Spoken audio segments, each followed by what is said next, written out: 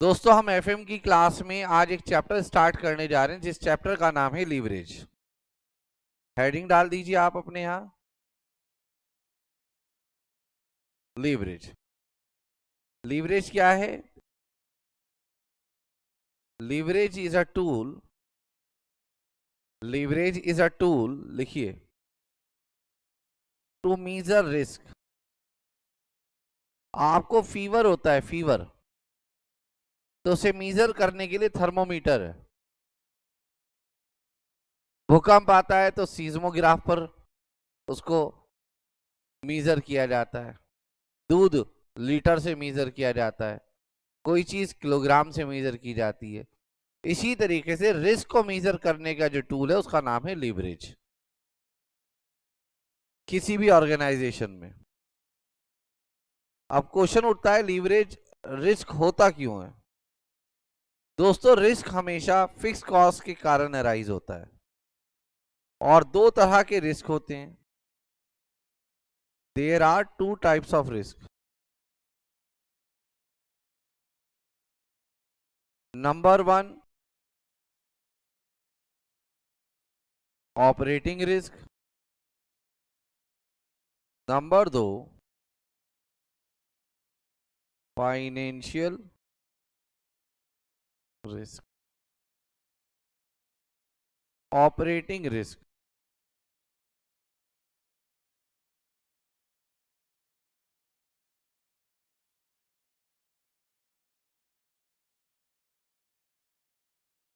Risk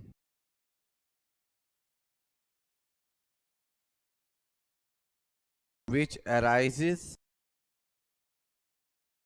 due to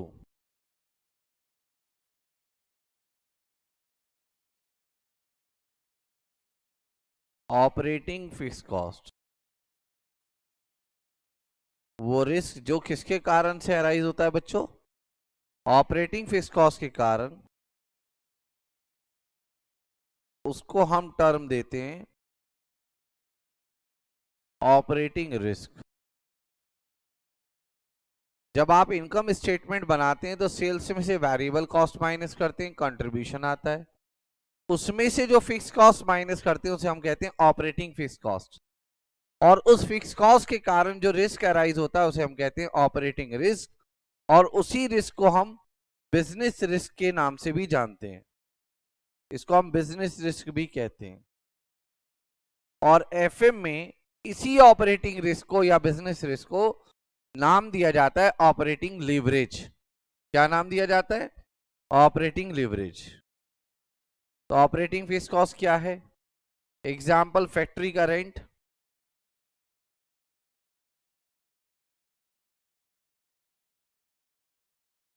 manager की salary, watchman की salary,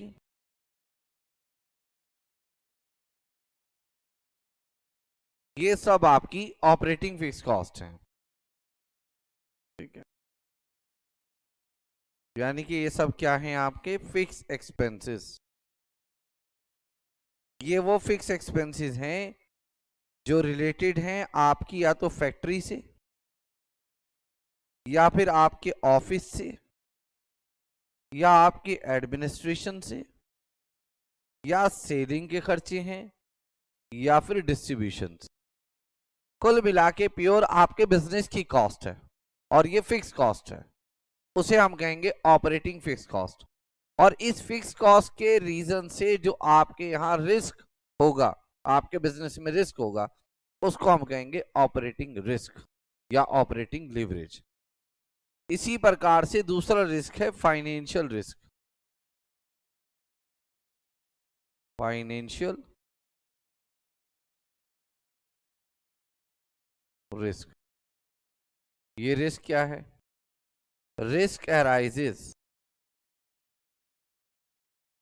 due to financial, risk arises due to financial fixed cost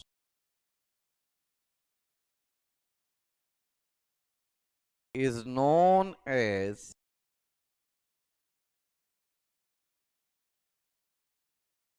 financial वो risk जो किसके कारण arise होता है, फाइनेंशियल फिक्स कॉस्ट के कारण। और दोस्तों फाइनेंशियल फिक्स कॉस्ट हमारे यहाँ दो हैं, दो चीजों को हम फाइनेंशियल फिक्स कॉस्ट कहते हैं। Number one, interest on debts, debts पर दिया जाने वाला इंटरेस्ट, जैसे लोन पर, डिबेंचर पर, एडवांस पर, उन पर दिया जाने वाला इंटरेस्ट। और दूसरा, प्रेफरेंस शेयर होल्डर को दिया जाने वाला डिविडेंड। ये दोनों हैं हमारी फाइनेंशियल फिक्स कॉस्ट, ये दोनों, बस तीसरी कुछ नहीं है, सिर्फ दो ही फाइनेंशियल फिक्स कॉस्ट है। ठीक है, तो हमें ये तो बात पता चल जाएगी कि जिस ऑर्गेनाइजेशन में ऑपरेटिंग फिक्स कॉस्ट ज्यादा है उस ऑर्गेनाइजेशन में ऑपरेटिंग रिस्क ज्यादा है।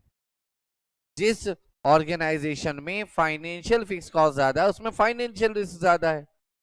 मगर ये कैसे पता चलेगा उस रिस्क की डिग्री क्या है? भाई डॉक्टर ने आपकी नर्व्स पकड़ के बता दिया बहुत तेज बुखार है, तो ये तो बता दिया फीवर है, मगर जब तक वो थर्मामीटर ना चेक कर ले उसके थ्रू, या तो आपकी आर्म पिट में लगाएगा या मुंह में डालेगा बेटा, या फिर माथे पर भी लगाते हैं आजकल स्कैनर, है ना, इन चीजों से पता चल जाता है कि भाई आपको फीवर कितना है। इसके बिना, इस इंस्ट्रूमेंट के, इस टूल को बिना यूज किए वो ये तो बता सकता है कि आपको बहुत तेज फीवर है, ये नहीं बता सकता वो फीवर है कितना। अगर वो फीवर बताना है कि वो कितने डिग्री फ़ारेनहाइट या सेल्सियस है, तो उसके लिए उसको थर्मामीटर यूज करना जरूरी है। सिमिलरली आप जब तक डिग्री ऑफ ऑपरेटिंग लिवरेज और डिग्री ऑफ फाइनेंशियल लिवरेज नहीं बताएंगे, आप ये नहीं बता सकते कि इस ऑर्गेनाइजेशन में बिजनेस रिस्क कितना है या फाइनेंशियल रिस्क कितना है। तो फ्रेश पेज पर कॉन्सेप्ट नंबर 1 डालिएगा इस चैप्टर का। Concept 1, measurement of risk.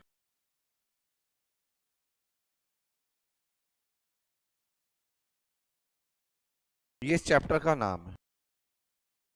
Number 1, degree of operating leverage, जिसको शॉर्ट में हम क्या कहेंगे, DOL।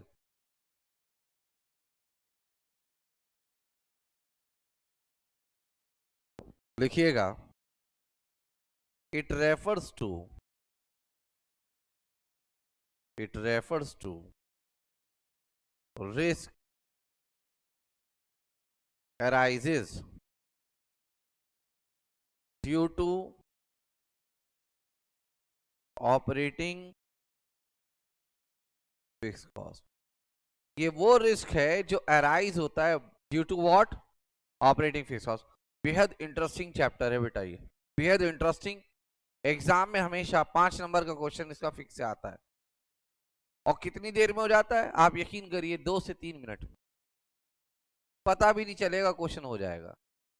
आप सही से तैयारी कर लेना इस सब्जेक्ट की, एफएम की 60 नंबर के पेपर के लिए हम आधा टाइम मान लेते हैं 1.5 आवर, जो मोर देन सफिशिएंट है, यानी कि 10 नंबर का बोनस है 1.5 घंटे में। एक दो चैप्टर में आपको टाइम लग सकता है, जिसमें से एक कैपिटल बजटिंग है। एफएम के बाद हम, एफएम में लिवरेज के बाद हम कैपिटल स्ट्रक्चर करेंगे और उसके बाद कैपिटल बजटिंग। कोशिश रहेगी 31 अगस्त तक कैपिटल बजटिंग पहुंच जाए हम, ठीक है। और फिर डिविडेंड एक क्लास में हम कराएंगे, रिस्क एनालिसिस एक क्लास में, 2 क्लास में, और कॉस्ट ऑफ कैपिटल 4-5 क्लास में, और कोर्स पूरा, ठीक है। वर्किंग कैपिटल मैनेजमेंट और रेशियो हम इस बैच में करा चुके हैं, ठीक है। तो आराम से हमारा कोर्स समय पे पूरा हो जाएगा। और साथ में इकोनॉमिक्स तो चली रही है हमारी, वो भी हौले हौले खत्म हो जाएगी। आइए बेटे, मैं यहाँ एक एग्जाम्पल देता हूँ आपको। यहाँ लिखता हूँ पर्टिकुलर्स और 2 कॉलम बनाता हूँ, ए लिमिटेड और बी लिमिटेड।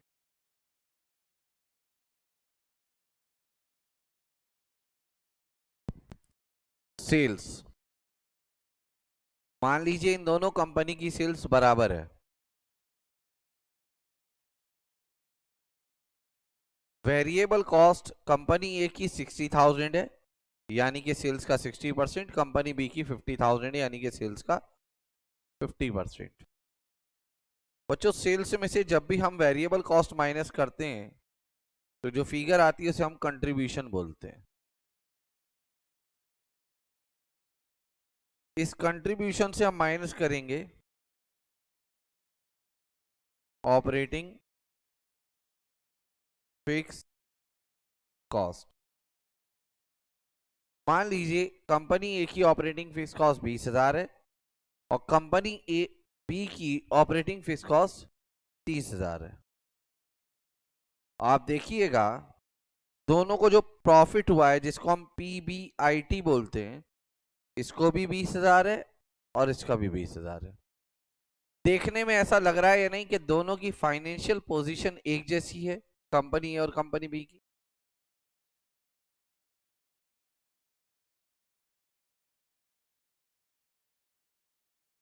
आप मुझे ये बताइए सभी ऑनलाइन स्टूडेंट, कौन सी कंपनी आपको ज्यादा रिस्की लग रही है, ए या बी?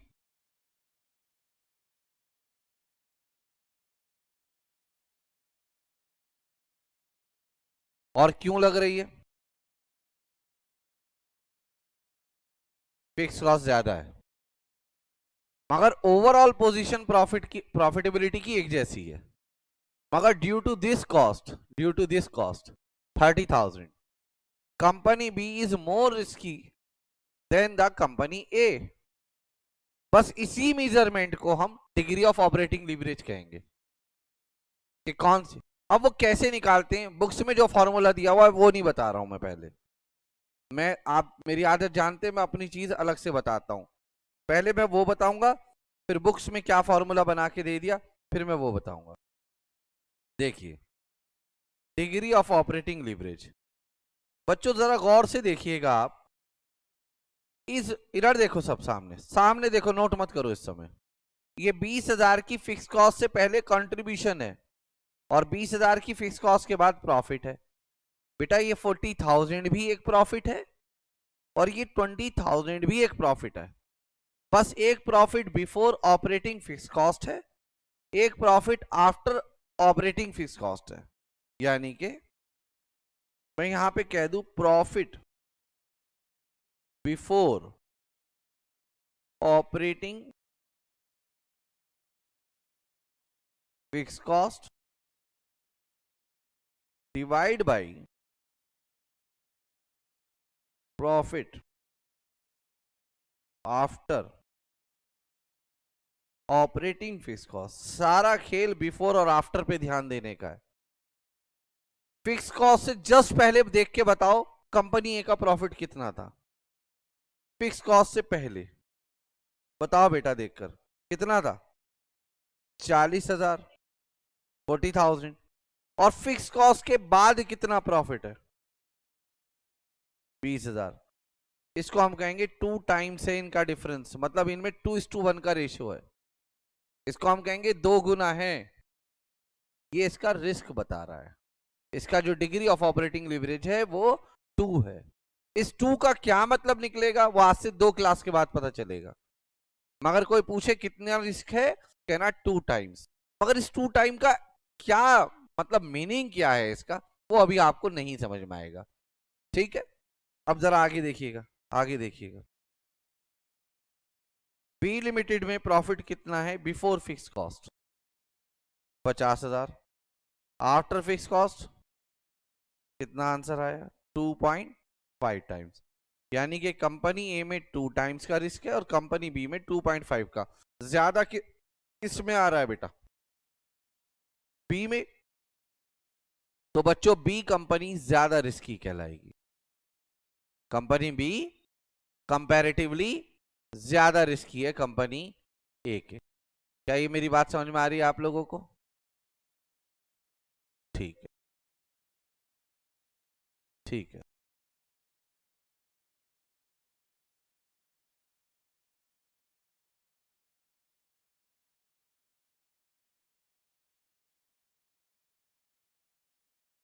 देखिएगा DOL degree of operating leverage, it is measured, कैसे मेजर किया हमने, कहना बाय कंपेयरिंग, क्या कंपेयर करके बच्चों, प्रॉफिट, क्या कंपेयर करके, profit, profit what, before fix cost. अच्छा, प्रॉफिट बिफोर फिक्स कॉस्ट को क्या मैं यहां पर कंट्रीब्यूशन बोल सकता हूं, हाँ ना में जवाब दो, and profit after fix cost,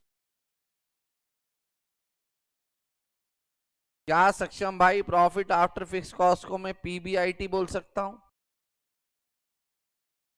तो बेटा मैं कह सकता हूं ना, कंट्रीब्यूशन और पीबीआईटी को आपस में कंपेयर करने से जो डिग्री आई वो डिग्री ऑफ ऑपरेटिंग लीवरेज कहलाएगा, यानी कि डीओएल इज इक्वल टू हो गया contribution divide by PBIT. Books में बेटा ये फॉर्मूला दिया हुआ है, जबकि फॉर्मूला सही मायनों में ये है कि हमको ये देखना है कि प्रॉफिट फिक्स कॉस्ट से पहले कितना है और प्रॉफिट फिक्स कॉस्ट के बाद कितना है। जिस कंपनी का डीओएल ज्यादा होगा वो कंपनी कैसी होगी, ज्यादा रिस्की या कम रिस्की, तो लिखिए company having high DOL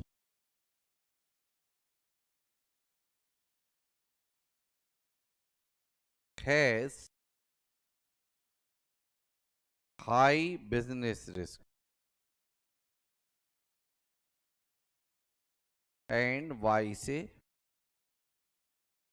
versa। Clear है बच्चों मेरी बात, अगर मेरी बात क्लियर हो तो आप बताओ, ठीक है, यानी कि जिस कंपनी का रिस्क जितना ज्यादा होगा उसकी डिग्री उतनी ज्यादा होगी। इसके बाद एक इंपॉर्टेंट नोट लिखिएगा, अगर 2-3 लाइन हो तो उसी पेज पे लिख लीजिएगा, क्या लिखना है, if degree of operating leverage is equal to 1, कोई बता सकता है कि ये वाला आंसर 1 कब आएगा, ये आंसर कब 1 आएगा,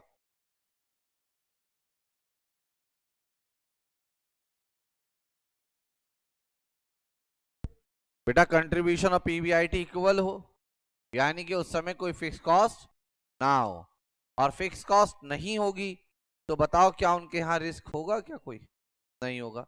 रिस्क हमेशा किसके कारण से अराइज होता है, फिक्स कॉस्ट के कारण, ऑपरेटिंग फाइनेंशियल नहीं, फिक्स कॉस्ट के कारण, ऑपरेटिंग फिक्स कॉस्ट के कारण ऑपरेटिंग रिस्क, और फाइनेंशियल फिक्स कॉस्ट के कारण फाइनेंशियल रिस्क, और टोटल फिक्स कॉस्ट के कारण total risk, combined risk, aggregate risk, कोई भी नाम दे दो आप उसको।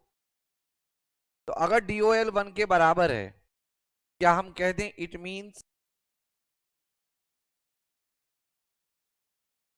फर्म हैज नो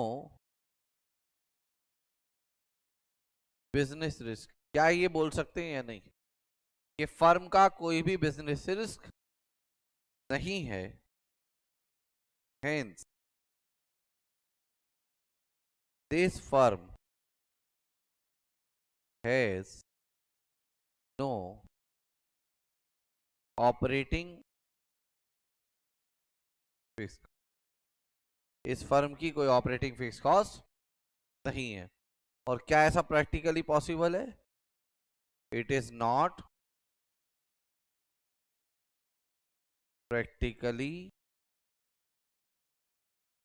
पॉसिबल, ये प्रैक्टिकली पॉसिबल नहीं है। एग्जाम्पल 1 लिखिएगा, यहां कंप्यूट करना है डीओएल और उस पर हमें फिर कमेंट करना है,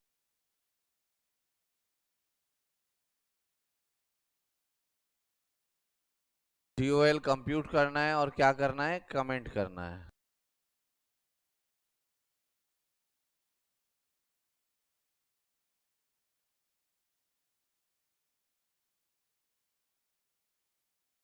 देखिएगा पीबीआईटी है बच्चों 1,00,000 रुपए, फिक्स कॉस्ट है 50,000 रुपए, इंटरेस्ट ऑन डेट्स है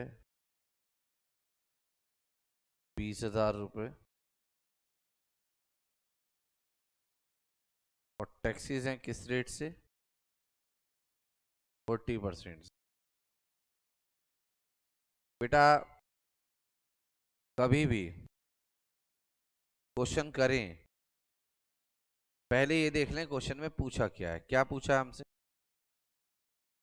क्या मैंने ये नहीं बताया डिग्री ऑफ ऑपरेटिंग लिवरेज का मतलब है profit before operating fix cost.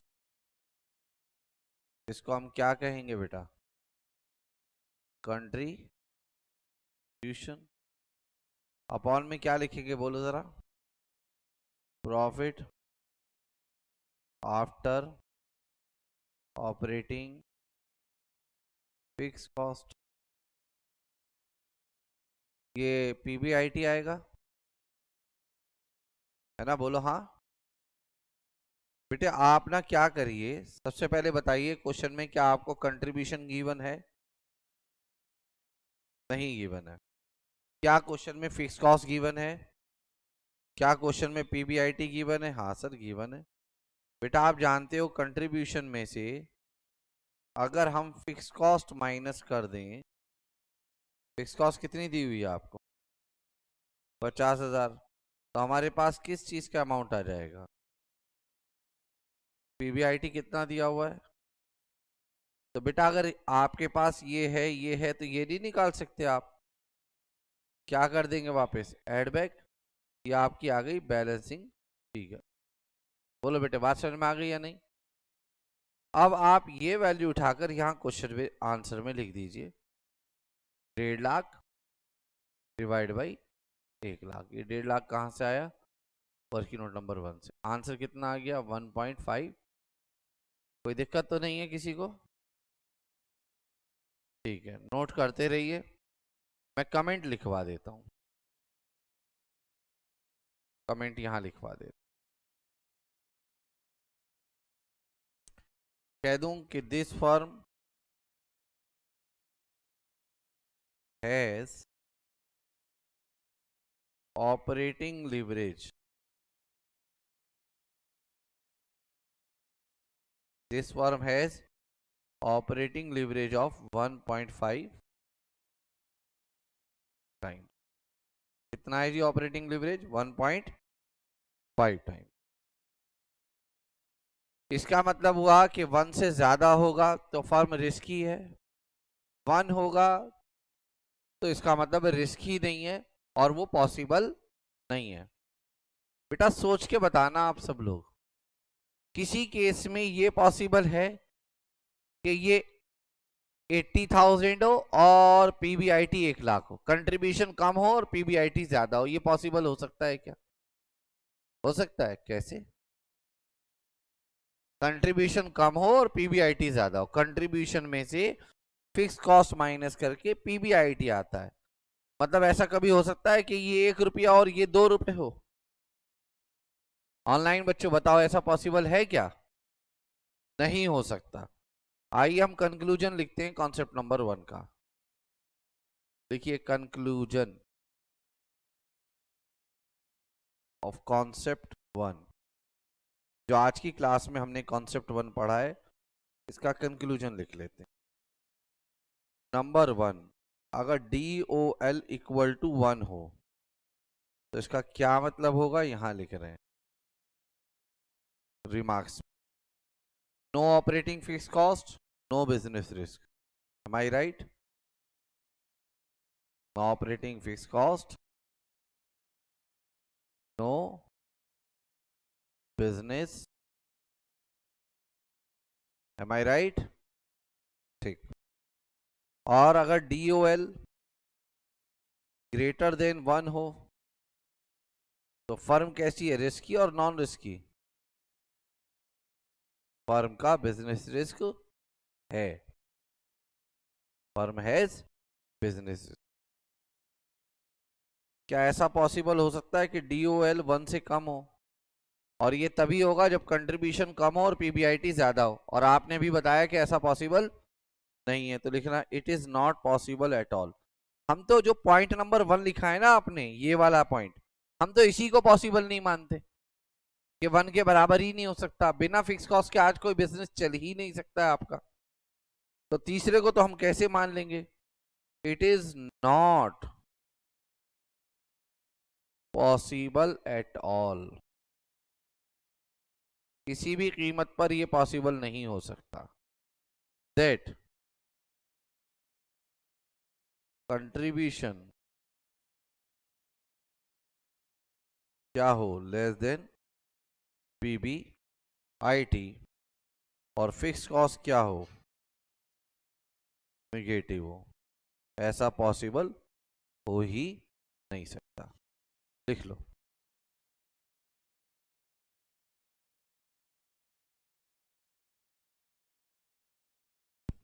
And fix cost is negative, क्योंकि अगर कंट्रीब्यूशन कम होगा और PBIT ज्यादा, वो तभी हो सकता है जब फिक्स कॉस्ट नेगेटिव हो। मतलब जिससे आपने फैक्ट्री बिल्डिंग पे ली है, फैक्ट्री किराए पर ली है, बिल्डिंग किराए पर ली है, वहां से रेंट ले ना रहा हो, बल्कि कह रहा हो बिल्डिंग भी रखो और 2 लाख रुपए हर महीने लेते रहो। बेटा आप उसके किराएदार हैं, दामाद नहीं। ठीक। और अगर हो भी तो उस मनी को, उस रिसीप्ट्स को हम बिजनेस रिसीप्ट्स में काउंट नहीं करेंगे, वो तो लव एंड अफेक्शन के चलते दिया है। तो कॉन्सेप्ट नंबर 1 का ये कंक्लूजन है। मैं उम्मीद करता हूं आप लोगों को ये बात समझ में आ गई है। ठीक है।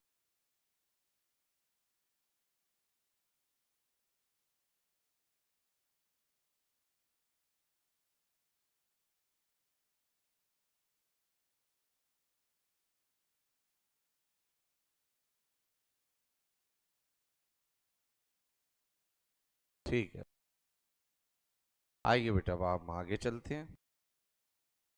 कॉन्सेप्ट नंबर 2 पढ़ने जा रहे हैं। कॉस्टिंग में एक कॉन्सेप्ट आप पढ़ेंगे, अभी नोट मत करना, सुनना। उस कॉन्सेप्ट का नाम है ब्रेक इवन पॉइंट। ये कॉन्सेप्ट डिटेल में कॉस्टिंग के सब्जेक्ट में आएगा। आप वहां पर एक चैप्टर पढ़ोगे, उस चैप्टर का नाम है मार्जिनल कॉस्टिंग। वहां बहुत डिटेल में आएगा break even point, break even sales. Break even sale या ब्रेक इवन पॉइंट उस पॉइंट को या सेल्स को कहते हैं जहां आपकी फिक्स कॉस्ट पूरी तरीके से रिकवर हो जाए और उसकी रिकवरी के बाद आपको कोई प्रॉफिट या लॉस ना हो। मतलब ऐसी सेल्स का वो लेवल जहां पे प्रॉफिट भी ना हो और लॉस भी ना हो। मतलब जो कमाया था वो सारा का सारा खर्च हो गया, मतलब अपनी जेब से ना दिया है ना हमारी पॉकेट में कुछ बचा है, उसको हम ब्रेक इवन कहते हैं। ICI ने इस ब्रेक इवन के कॉन्सेप्ट को इसके साथ डिस्कस किया है, डिग्री ऑफ ऑपरेटिंग लेवरेज को। DOL है FM का कॉन्सेप्ट और ब्रेक इवन पॉइंट है कॉस्टिंग में आने वाला एक कॉन्सेप्ट। जिससे कोई बच्चा ये ना समझे कि यार पहले हमको कॉस्टिंग पढ़नी पड़ेगी तब हमको ये समझ में आएगा, ऐसा कुछ नहीं है। ब्रेक इवन पॉइंट कोई भी आपसे पूछ ले कि ब्रेक इवन पॉइंट किसे कहते हैं, मैं बहुत सिंपल सी बात आपको बता रहा हूं। जो भी आपकी फिक्स कॉस्ट है, ऑपरेटिंग फिक्स कॉस्ट, उसको आप डिवाइड कर दीजिए कंट्रीब्यूशन पर यूनिट से, बस इसे कहते हैं break even point. Sir contribution per unit क्या होता है? सेलिंग प्राइस पर यूनिट से माइनस कर दीजिए वेरिएबल कॉस्ट पर यूनिट, इसे कहते हैं हम कंट्रीब्यूशन पर यूनिट। अगर आप ऐसे निकालते हैं आंसर, जो मैंने आपको तरीका बताया, तो आपका आंसर नंबर ऑफ यूनिट्स में आएगा। और अगर आप अपनी फिक्स कॉस्ट को पीवी रेशियो से, प्रॉफिट वॉल्यूम रेशियो से डिवाइड करते हैं, तो आंसर वैल्यूम आएगा। सर ये पीवी रेशियो क्या है? कंट्रीब्यूशन सेल्स का जितने % है उसको हम पीवी रेशियो कहते हैं। तो ये कोई बहुत डिफिकल्ट चीज नहीं है जो आपको स्क्रीन पे दिखाई दे रही है कि वो बहुत डिफिकल्ट चीज होगी। ये कॉन्सेप्ट हम डिटेल में कॉस्टिंग में सीखेंगे। यहां पर मैं ये चीज जो मैंने पढ़ाई अभी बताई है, ये मैं आपको भी लिखवा दूंगा, तो आपको किसी को भी टेंशन लेने की जरूरत नहीं है कि ये क्या था। बस मैंने ये समझाने की कोशिश की है कि कभी भी आप ब्रेक इवन पॉइंट निकालें तो उस पर फिक्स कॉस्ट को कवर करना है। अगर आंसर यूनिट्स में चाहिए तो याद कर लें सीपीयू, यानी कि कंट्रीब्यूशन पर यूनिट से डिवाइड करना। आंसर वैल्यू में चाहिए तो डिवाइड करना पीवी रेशियो से। क्योंकि मेरा अभी यहाँ पर टॉपिक ब्रेक इवन पॉइंट पढ़ाना नहीं है, इसलिए मैं उसको डिस्कस नहीं कर रहा हूं। मेरा पॉइंट है डीओएल और ब्रेक इवन पॉइंट को एक साथ समझाना। फिलहाल मैं ब्रेक इवन पॉइंट की बात जो अभी मैंने लिखी थी उसको मैं दोबारा से लिख देता हूं नोट्स के रूप में।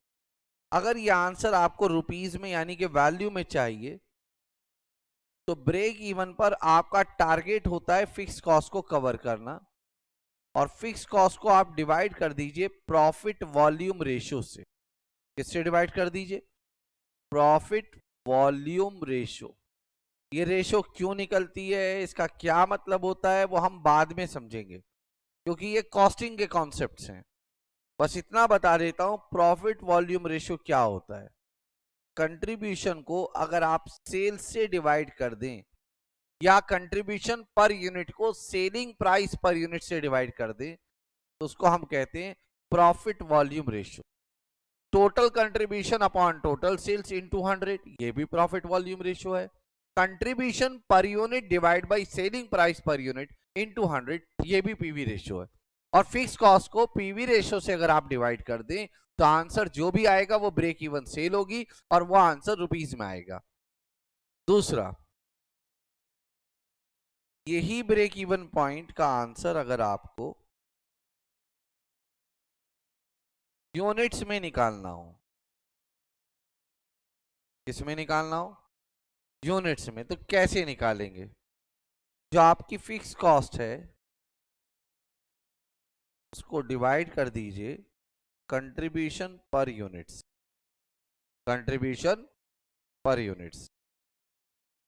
और एक इक्वेशन लिख लीजिएगा कि ब्रेक इवन पॉइंट पर जो आपका कंट्रीब्यूशन होता है वो एग्जैक्टली फिक्स कॉस्ट के बराबर होता है। यानी कि जितना कंट्रीब्यूशन है उतनी सारी क्या है? Fix cost. यानी कि पीबीआईटी शून्य है, नील है। और बेटा अगर पीबीआईटी नील होगा तो अभी आपने पढ़ा है क्या? अभी आपने थोड़ी देर पहले पढ़ा था, ये देखो, ये पढ़ा था आपने कंट्रीब्यूशन अपॉन पीबीआईटी। तो कंट्रीब्यूशन का तो कुछ ना कुछ अमाउंट होगा और पीबीआईटी है 0, क्योंकि कंट्रीब्यूशन किसके बराबर है? मान लीजिए जैसे यहाँ कंट्रीब्यूशन 1.5 लाख है और फिक्स कॉस्ट भी 1.5 लाख होता तो पीबीआईटी आपका 0 होता। और 1,50,000 के अमाउंट को अगर आप 0 से डिवाइड करते तो आप आंसर कहते इन्फिनिटी है, इनफाइनाइट है, नॉट डिफाइंड है। मतलब रिस्क इतना ज्यादा है कि आप बता नहीं सकते। समझे या नहीं? तो ब्रेक इवन पर रिस्क बहुत ज्यादा होता है, इसलिए क्योंकि हम चैप्टर पढ़ रहे हैं लीवरेज का, और लीवरेज के चैप्टर में हमें बताना है रिस्क। तो हम ये बताना चाहते हैं कि डीओएल डिफाइन नहीं हो सकता ब्रेक इवन लेवल पर, इसलिए एक कॉन्सेप्ट बना DOL and break even point. ठीक है, तो ये कॉन्सेप्ट क्यों बना, बात समझ में आ रही है आप लोगों के? आइए इसको समझने के लिए हम एक एग्जाम्पल लिखते। Example 2, particulars product a, product b, number of units 1000, 1000,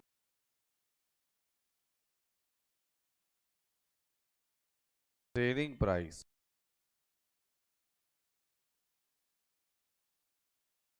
200 रुपए, 100 रुपए। वेरिएबल कॉस्ट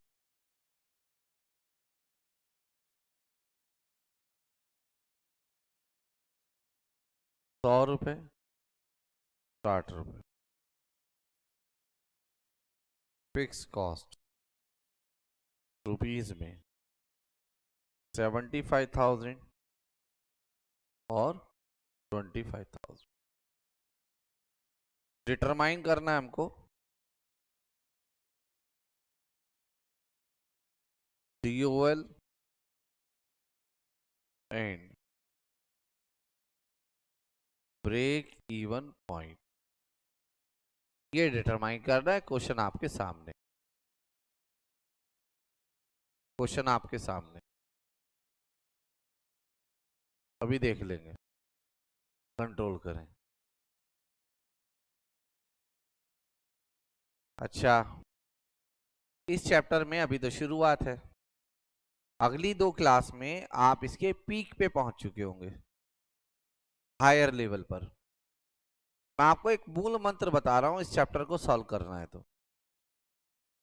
कोई भी क्वेश्चन आप करें, कोई भी क्वेश्चन इस चैप्टर का, बच्चों इनकम स्टेटमेंट जरूर बनाना हर आंसर में। अगर आपने इनकम स्टेटमेंट बिल्कुल ठीक बनाई है और वो समझ में आती है आपको, इस चैप्टर का एक क्वेश्चन भी आपसे गलत नहीं होगा। किस चीज पे ध्यान देना है?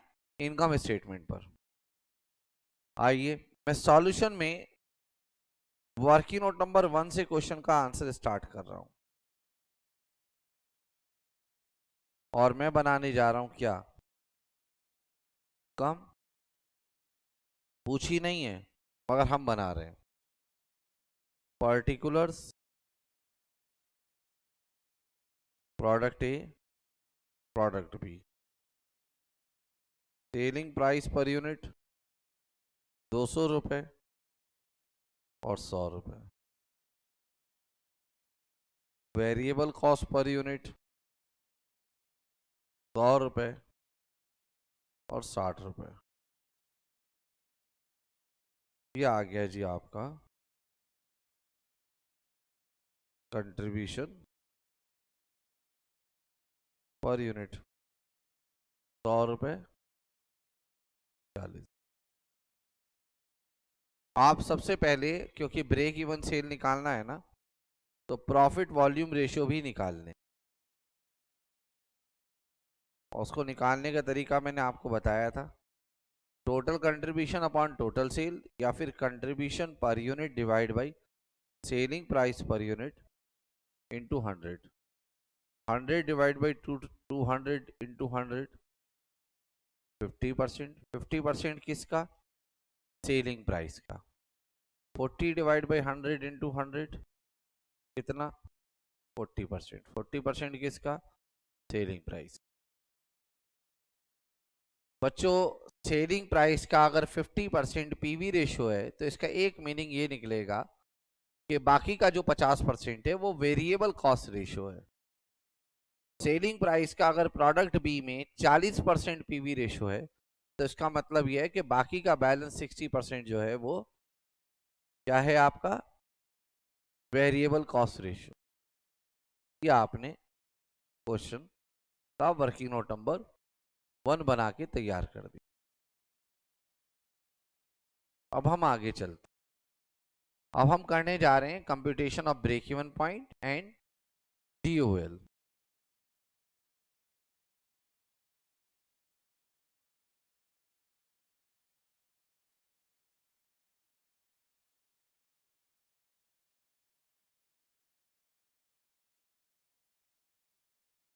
दो कॉलम बनाते हैं,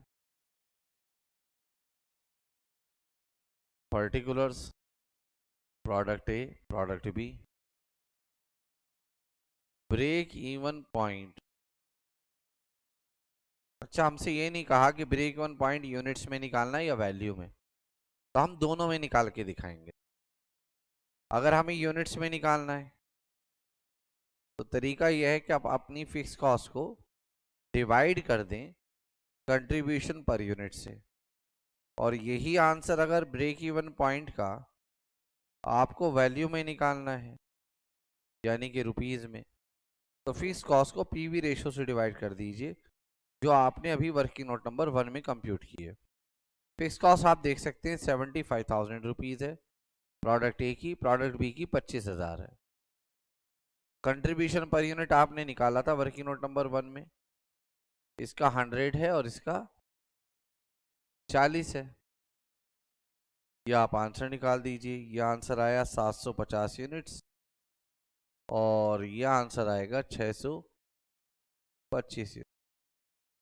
वैल्यू में निकालना है तो 75,000 को डिवाइड कर दीजिए आप पीवी रेशियो से, जो कि 50% है।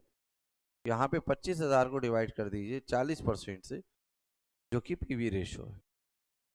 ये आंसर आएगा आपका 1.5 लाख रुपया और ये आंसर आएगा 62,500। तीसरा क्या निकालना है आपको? डिग्री ऑफ ऑपरेटिंग लिवरेज, जिसके निकालने का तरीका होता है profit before operating fix cost upon में profit after operating fix cost. और ऑपरेटिंग फिक्स कॉस्ट से जो पहले प्रॉफिट होता है दोस्तों, हमको उसको क्या बोलते हैं? कंट्रीब्यूशन।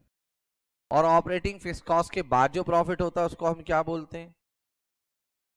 बोलो ना, क्या बोलते हैं? तो कंट्रीब्यूशन कितना है बच्चों? 1 लाख का है टोटल, चेक कर सकते हैं आप। आप कहेंगे मुझको कैसे पता?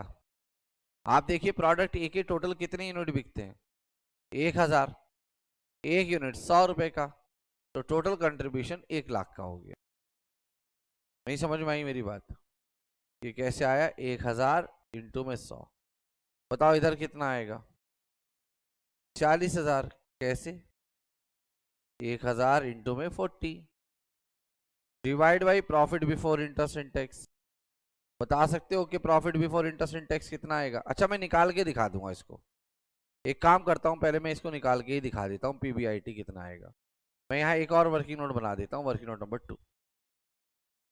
ये लो जी, पर्टिकुलर्स ए बी। सबसे पहले यहाँ लिख देता हूँ टोटल कंट्रीब्यूशन। टोटल कंट्रीब्यूशन निकालने का एक तरीका तो ये है, सेल्स में से मैं वेरिएबल कॉस्ट घटा दूं। और एक ये भी तो है, कंट्रीब्यूशन पर यूनिट को मैं किससे मल्टीप्लाई कर दूं? नंबर ऑफ यूनिट से। 100 इंटू 1,000। यहाँ पे कंट्रीब्यूशन था 40 इंटू 1,000 यूनिट। यहाँ का टोटल कंट्रीब्यूशन 1 लाख, यहाँ का टोटल कंट्रीब्यूशन 40,000। यहाँ की फिक्स कॉस्ट कितनी है? 75,000।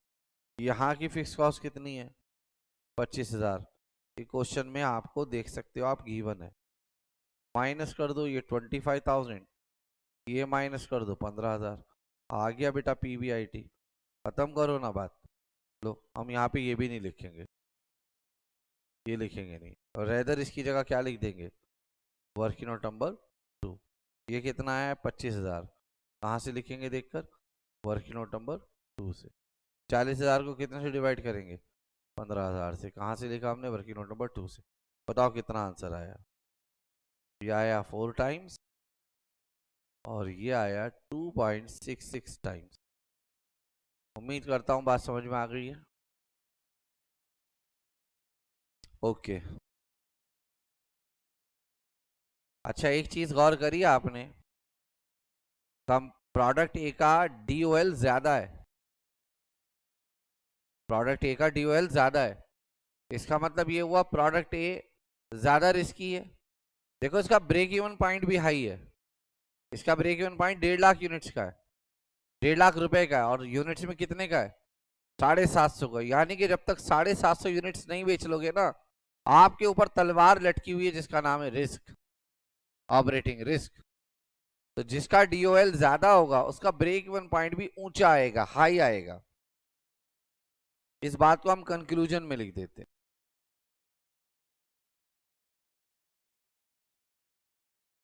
Number 1,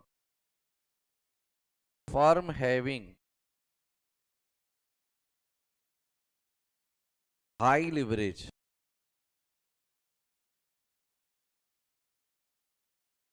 comma also having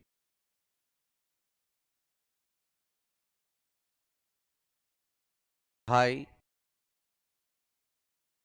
break even point। And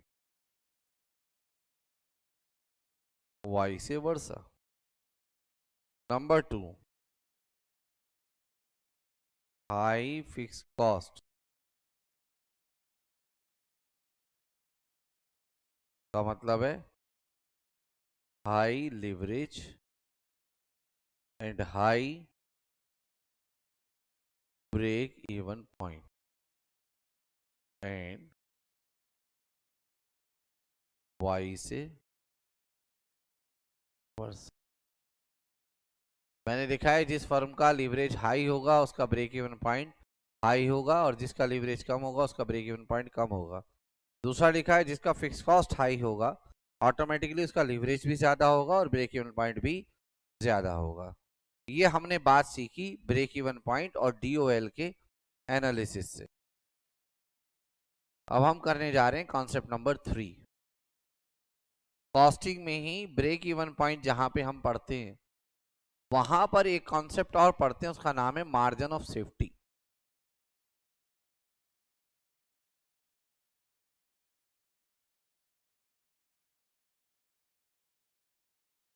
क्या नाम है बच्चों? Margin of safety.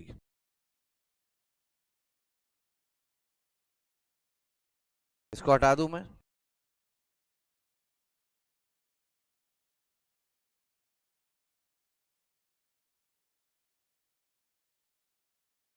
DOL with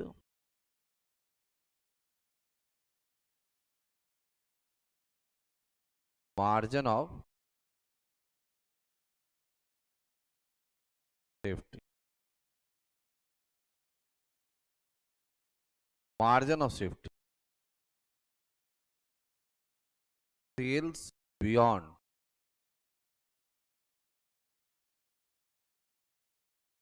break even point. जैसे अभी हमारे प्रोडक्ट ए का ब्रेक इवन पॉइंट आया था 750 यूनिट्स, यानी कि 750 यूनिट अगर प्रोडक्ट ए के बेचेंगे तो ना कोई प्रॉफिट होगा ना कोई लॉस। बट 750 यूनिट के बाद जो बेचेंगे हमें क्या स्टार्ट हो जाएगा होना? प्रॉफिट। तो जो 750 यूनिट के बाद हम बेच रहे हैं ब्रेक इवन पॉइंट के बाद उसको हम कहेंगे मार्जिन ऑफ सेफ्टी सेल। ये कॉन्सेप्ट भी हमारे यहाँ कॉस्टिंग में जहां पे ब्रेक इवन पॉइंट पढ़ाया जाता है यानी कि मार्जिनल कॉस्टिंग, वहां पर डिटेल में आएगा, तो कोई घबराए ना, परेशान ना हो। फिलहाल याद कर ले कि मार्जिन ऑफ सेफ्टी सेल, जो सेल ब्रेक इवन पॉइंट के बाद होती है उसे हम MOS यानी कि मार्जिन ऑफ सेफ्टी सेल कहते हैं। जिस प्रकार से ब्रेक इवन पॉइंट पर फिक्स कॉस्ट और कंट्रीब्यूशन बराबर होता है, मार्जिन ऑफ सेफ्टी सेल पर कंट्रीब्यूशन फिक्स कॉस्ट के बराबर होता है। सर हम आपकी बात नहीं समझे। अभी हमने लास्ट एग्जांपल में प्रोडक्ट ए और प्रोडक्ट बी के बारे में बात की। 750 यूनिट से कितना कंट्रीब्यूशन उसको हो रहा होगा प्रोडक्ट ए को, आप देख सकते हैं एग्जांपल 2 में। एक यूनिट का कंट्रीब्यूशन 100 रुपए है, तो बेटा 750 यूनिट का कितना कंट्रीब्यूशन हो रहा होगा?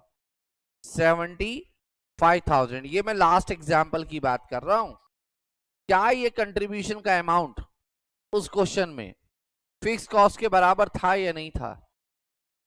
क्या ये कंट्रीब्यूशन का अमाउंट, लास्ट एग्जांपल की बात कर रहा हूं मैं, ब्रेक इवन पॉइंट की, ये ब्रेक इवन पॉइंट की ये जो चीज दिखाई दे रही है ब्रेक इवन पॉइंट है, ये वाला ये ब्रेक इवन पॉइंट है। क्या ब्रेक इवन पॉइंट पर आप देख सकते हो जो टोटल कंट्रीब्यूशन है वो फिक्स कॉस्ट के बराबर है या नहीं?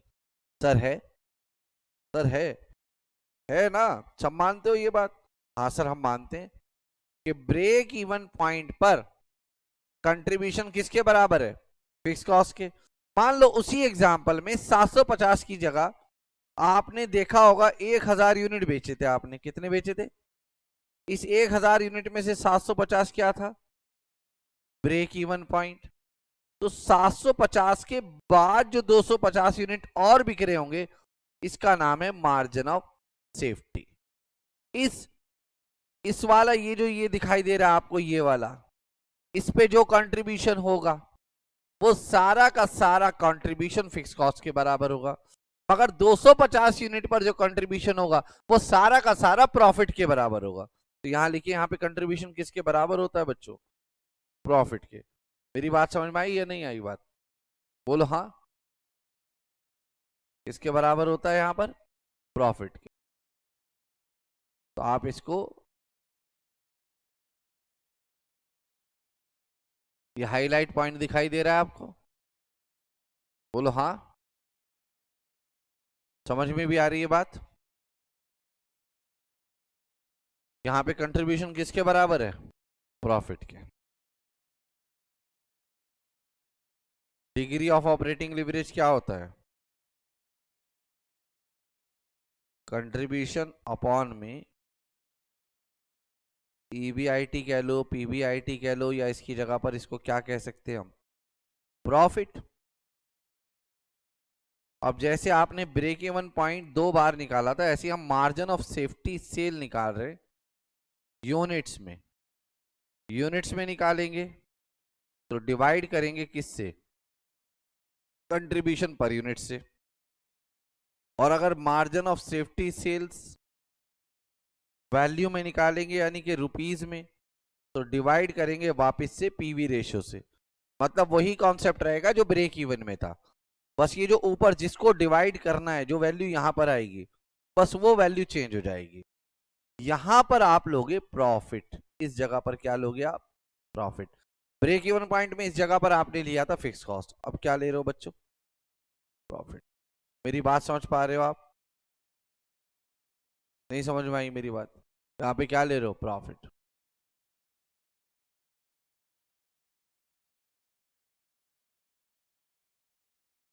क्लियर है आप लोगों को बात? और प्रॉफिट का मतलब ईबीआईटी। आइए मैं एक एग्जांपल से आपको समझाता हूँ। एग्जांपल 3। सेल्स अभी हमने लिया था 1000 यूनिट्स, और एक यूनिट हम कितने रुपए का बेच देते हैं? सपोज करो 100 रुपए का। टोटल सेल कितने की हो गई? 1,00,000 रुपए की। वेरिएबल कॉस्ट मान लीजिए इसमें से है 60 रुपए पर यूनिट, तो वेरिएबल कॉस्ट कितनी हो गई जी? 60,000। ये आ गया आपका कंट्रीब्यूशन। कंट्रीब्यूशन आ गया 1000 यूनिट्स इंटो में 40 रुपए पर यूनिट। कितने का आ गया? 40,000 का। माइनस कर दिया आप इसमें से क्या? Fix cost. Suppose fix cost है 30,000। ये आ गया आपका प्रॉफिट। प्रॉफिट का मतलब पीबीआईटी। कितना आ गया प्रॉफिट? 10,000। बेटा देख के बताओ फिक्स कॉस्ट कितनी है आपकी? 30,000। सब लोग कैलकुलेटर पे कर सकते हो। 30,000 की फिक्स कॉस्ट आपके सामने है। ओके, 30,000 की फिक्स कॉस्ट आपके सामने है, आप सब देख सकते हो। अगर हम कैलकुलेशन करें 30,000 को किससे डिवाइड करें बेटे? हम 30,000 को काम करते हैं, 30,000 को डिवाइड करो बेटे किससे? 30,000 को डिवाइड करो 40 से। ये है ना कंट्रीब्यूशन। 750 आ रहा है या नहीं? यानी कि इसका मतलब है इस 1000 में से 750 यूनिट आपके ब्रेक इवन पॉइंट है, और बाकी के 250 यूनिट मार्जिन ऑफ सेफ्टी है। तो एक यूनिट पर कंट्रीब्यूशन है, साफ साफ दिखाई दे रहा होगा आपको स्क्रीन पर। 100 माइनस 40, 100 माइनस 60। एक यूनिट का कंट्रीब्यूशन आपको साफ साफ दिखाई दे रहा होगा 40 रुपीज है ना? एक यूनिट का कंट्रीब्यूशन कितना है? 40। तो आप मुझे बताइए, अगर एक यूनिट का कंट्रीब्यूशन 40 रुपए है, तो 750 यूनिट का कंट्रीब्यूशन 30,000 होगा या नहीं होगा? यानी कि इस 40,000 में से जो 30,000 का कंट्रीब्यूशन है, वो है किसके लिए? फिक्स कॉस्ट को संभालने के लिए। और इस 40,000 में से जो 10,000 का कंट्रीब्यूशन है वो है प्रॉफिट। इसीलिए मैंने दो सेंटेंस लिखवाए दो कॉन्सेप्ट में। एक जगह लिखवाया कि ब्रेक इवन पॉइंट पर कंट्रीब्यूशन फिक्स कॉस्ट के बराबर है, मार्जिन ऑफ सेफ्टी में लिखवाया कि कंट्रीब्यूशन प्रॉफिट के बराबर है। अगर आप टोटल सेल पर बात करेंगे तो टोटल सेल्स पर कंट्रीब्यूशन बराबर है फिक्स कॉस्ट प्लस प्रॉफिट के। आप बताइए यहां पर इस एग्जांपल में जो 1000 यूनिट हैं वो ब्रेक इवन सेल्स है, वो मार्जिन ऑफ सेफ्टी सेल है, या वो टोटल सेल है? जवाब है वो टोटल सेल्स है। और टोटल सेल्स पर कंट्रीब्यूशन फिक्स कॉस्ट के बराबर नहीं होता, प्रॉफिट के बराबर नहीं होता, दोनों के एग्रीगेट के बराबर होता है। आप इस क्वेश्चन में भी देख सकते हैं 40,000 का कंट्रीब्यूशन 30 + 10 40,000 के बराबर है। क्लियर है बात मेरी? अगर सबको समझ में आ गई हो तो बेटा हाँ कर दो।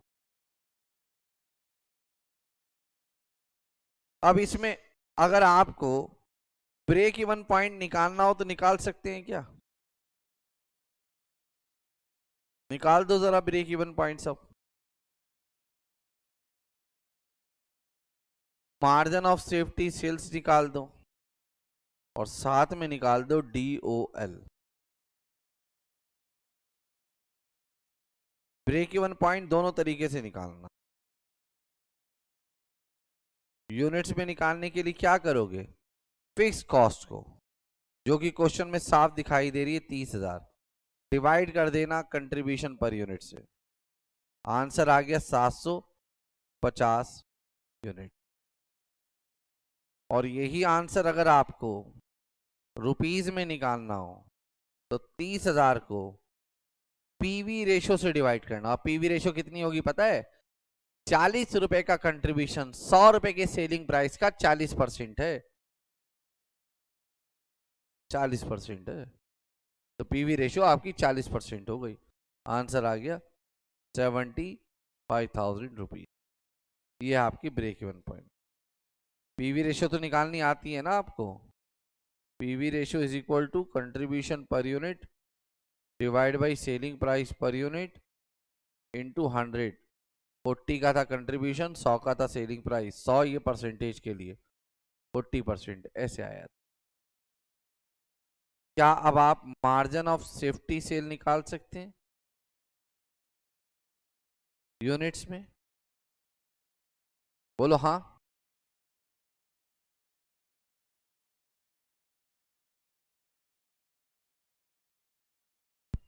बोलो हाँ निकाल सकते हो या नहीं? तो जरा मार्जिन और सेफ्टी सेल निकालने जा रहे हैं हम। प्रॉफिट, इसमें कंट्रीब्यूशन नहीं लेते, इसमें प्रॉफिट डिवाइड बाई, सॉरी उसमें फिक्स कॉस्ट लेते हैं, इसमें प्रॉफिट। प्रॉफिट कितना है? 10,000। कंट्रीब्यूशन पर यूनिट कितना है? आंसर आ गया 250 यूनिट। और यही आंसर अगर रुपीज में निकालना हो तो प्रॉफिट को, जो कि 10,000 है, पीवी रेशो से डिवाइड करेंगे जो कि 40%। कितने रुपए? 25,000 रुपए।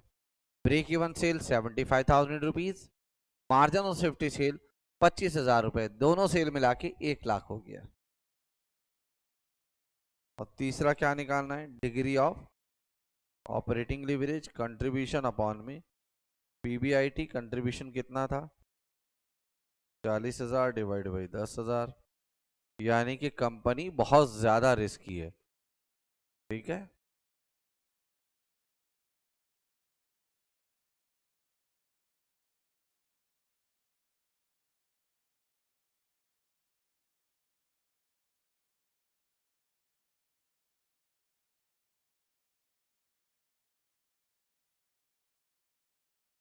देखूंगा आप कितने लोग समझते हैं जो मैं लिखूंगा। आंसर खत्म हो गया है। ठीक है,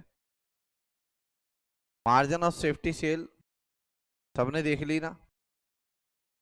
मार्जिन ऑफ सेफ्टी सेल मैं यहाँ एक कंक्लूजन लिख रहा हूं, मगर इसको नोट मत करना। जब मैं कहूंगा नोट करो तभी नोट करना। आप बताना margin of safety sales, note मत करना अभी। प्रॉफिट को आपने डिवाइड करा था कंट्रीब्यूशन पर यूनिट से, हाँ ना में जवाब दीजिए, कंट्रीब्यूशन पर यूनिट से डिवाइड किया था या नहीं? ये एक यूनिट का कंट्रीब्यूशन था या सभी यूनिट का कंट्रीब्यूशन था? एक का यार, कैसी बातें कर रहे हो, थोड़ा तो ब्रेन यूज करो बेटा। ये एक यूनिट का ना, कितने यूनिट क्वेश्चंस में है? 1000। 40 रुपए अगर एक यूनिट का कंट्रीब्यूशन है तो 1000 यूनिट का कंट्रीब्यूशन कितना हो जाएगा? तो मैं कह सकता हूं ना 0.25, या मैं इसे कह सकता हूं 25% ऑफ सेल्स। ये 40,000 क्या चीज है? ये सेल की वैल्यू है, ये टोटल कंट्रीब्यूशन की वैल्यू। मैं कह सकता हूं जो टोटल सेल है ना हमारी, वो 1 लाख रुपए की है। कितने की है?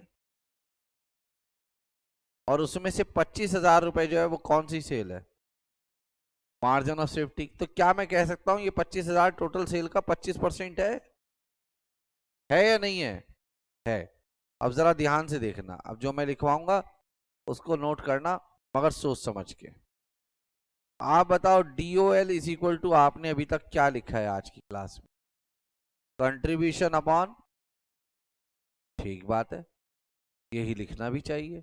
PBIT कह लो, EBIT कह लो, कुछ भी कह सकते हो।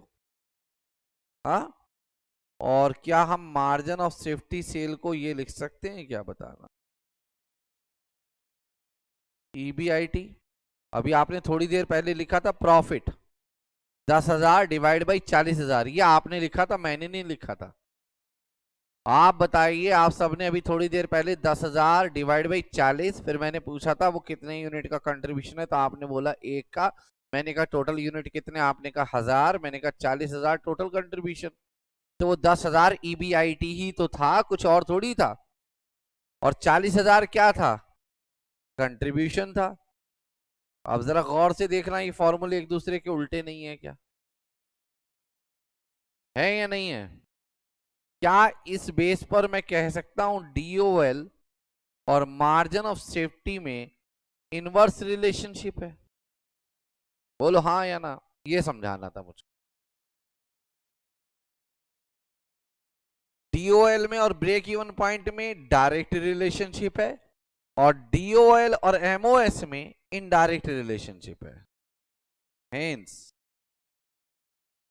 Degree of operating leverage and margin of safety sale has, कोई बहुत डिफिकल्ट चीज नहीं है, सामने की है। बस जैसे आपकी यूजुअली आदत है ध्यान ना देने की, उसकी वजह से आपको लगता है पता नहीं क्या सीख लिया, लेकिन कुछ है नहीं इसमें बच्चों। तो जल्दी से नोट कर लो इसको, ताकि हम आगे चल सकें।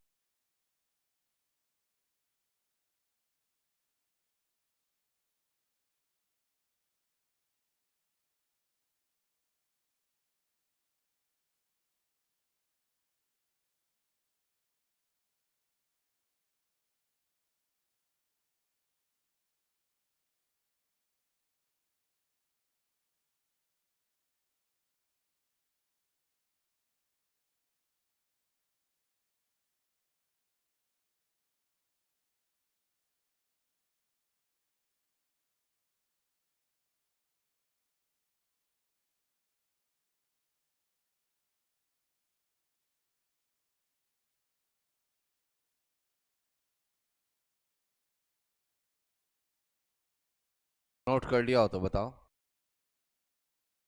आज हमने अभी तक 3 कॉन्सेप्ट पढ़ लिए हैं इसमें, उन तीनों के कंक्लूजन लिखवाने जा रहा हूं मैं। कंक्लूजन ऑफ, मतलब अब आप रिवीजन में सारा कॉन्सेप्ट रिवाइज मत करना, बस इतना रिवाइज कर लेना जो मैं अब लिखवा रहा हूं, काम बन जाएगा आपका। सिर्फ इसको रिवाइज करना है।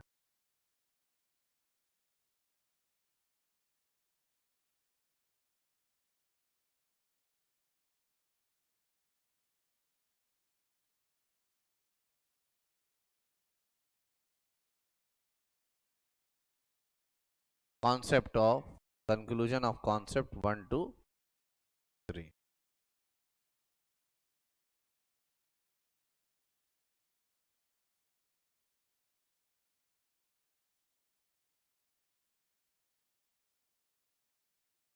ठीक। मैं आपको एक टेबल लिखवा रहा हूं।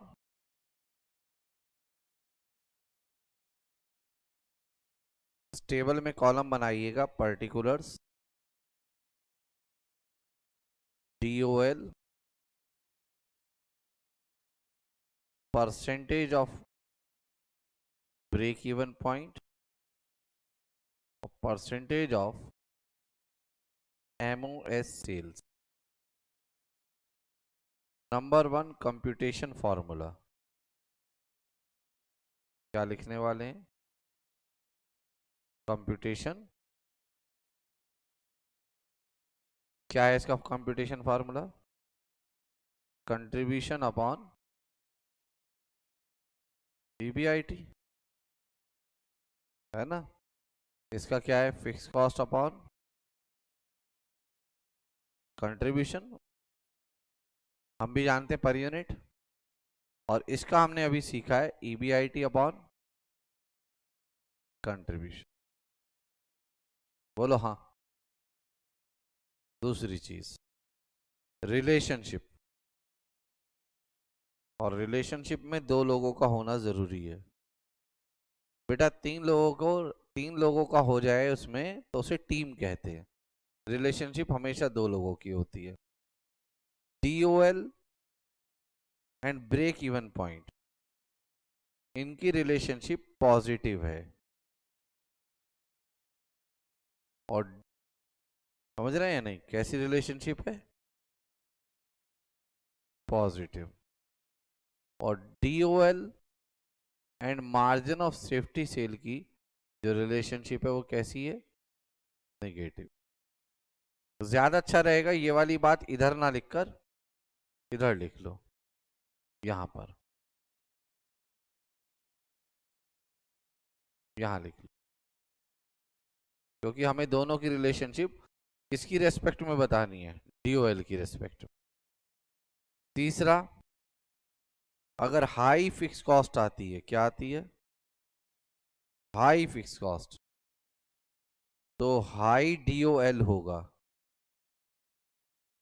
Means high business risk.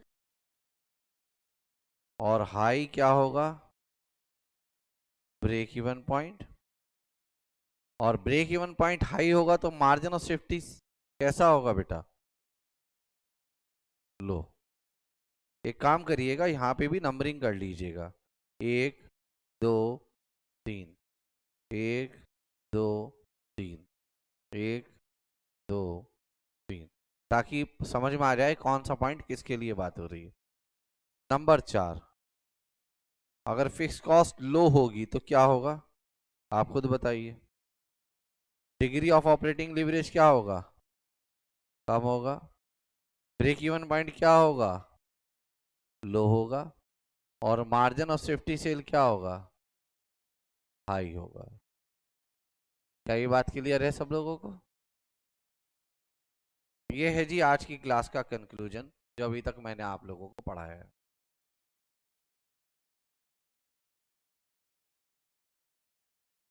ये कॉन्सेप्ट नंबर 1 था हमने जो अभी सीखा है। फ्रेश पेज पर अब हेडिंग डाल दीजिए।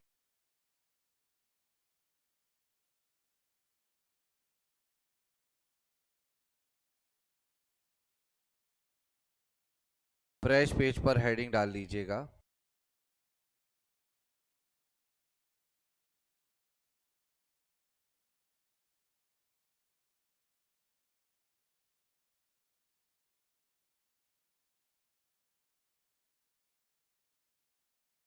नोट कर लिया आपने? हेडिंग डालिएगा। कॉन्सेप्ट नंबर 4 पढ़ने जा रहे हैं। जैसे अभी तक हम ऑपरेटिंग लिवरेज पढ़ रहे थे, अब पढ़ने जा रहे हैं degree of financial leverage.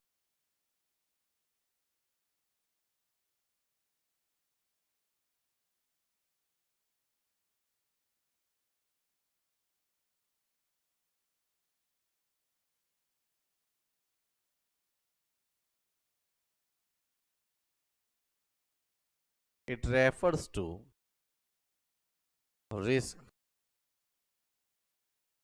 arises due to financial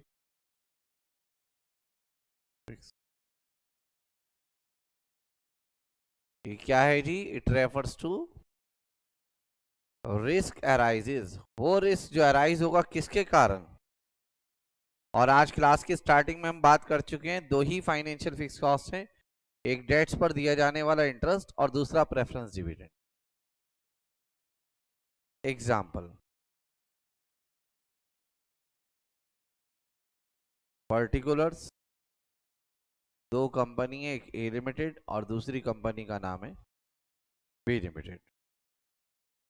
दोनों का पीबीआईटी 50,000 रुपए है, मगर दोनों कंपनी का जो फाइनेंशियल फिक्स कॉस्ट है मींस इंटरेस्ट वो अलग अलग है। इन्होंने लोन कम लिया है 20,000 का इंटरेस्ट दे रहे हैं, इन्होंने लोन ज्यादा लिया है 25,000 का इंटरेस्ट। ये कहलाएगा प्रॉफिट बिफोर टैक्स। बस इतनी ही इंफॉर्मेशन हमें क्वेश्चन में सपोज दी हुई है। बताइए कौन सी कंपनी आपको ज्यादा रिस्की लग रही है और क्यों लग रही है?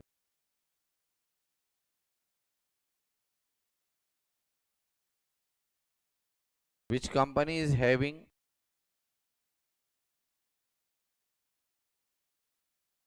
Greater financial risk? किस कंपनी का रिस्क ज्यादा है और क्यों है वो रिस्क ज्यादा? ये क्वेश्चन है बस। बेटा कोई और जवाब नहीं देना चाहेगा माधव भाई के अलावा?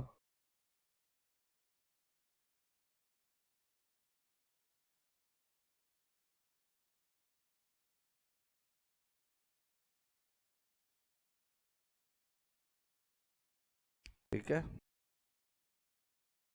कौन सी कंपनी ज्यादा रिस्की है? Company b. लिखना बेटा, since b limited has high interest liability, ज्यादा इंटरेस्ट की लाइबिलिटी है कंपनी बी पर, तो दोस्तों ये ज्यादा रिस्की है कंपनी। और इंटरेस्ट लाइबिलिटी को ही हम क्या कहते हैं? Financial fix cost. बेटा आपको लोन पर इंटरेस्ट देना ही होगा चाहे आपकी आमदनी जीरो हो, तब भी देना होगा। In compare to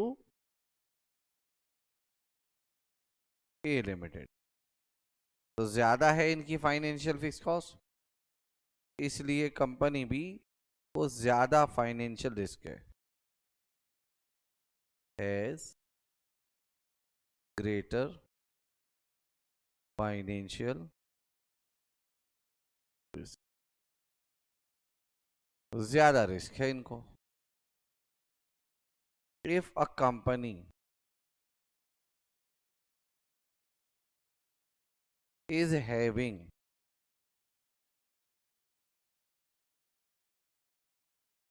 greater financial risk, अगर कंपनी को ज्यादा फाइनेंशियल रिस्क होगा तो उस कंपनी का, सुनना बेटा बहुत ध्यान से, बेटा आप खुद बताओ जिस कंपनी का ये इंटरेस्ट ज्यादा होगा उस कंपनी का पीबीआईटी और पीबीटी का डिफरेंस ज्यादा होगा या कम होगा?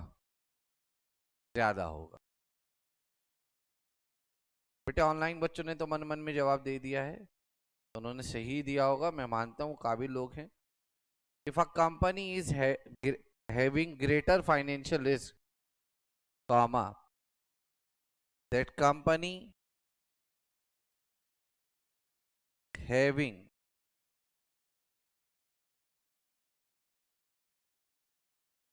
greater difference,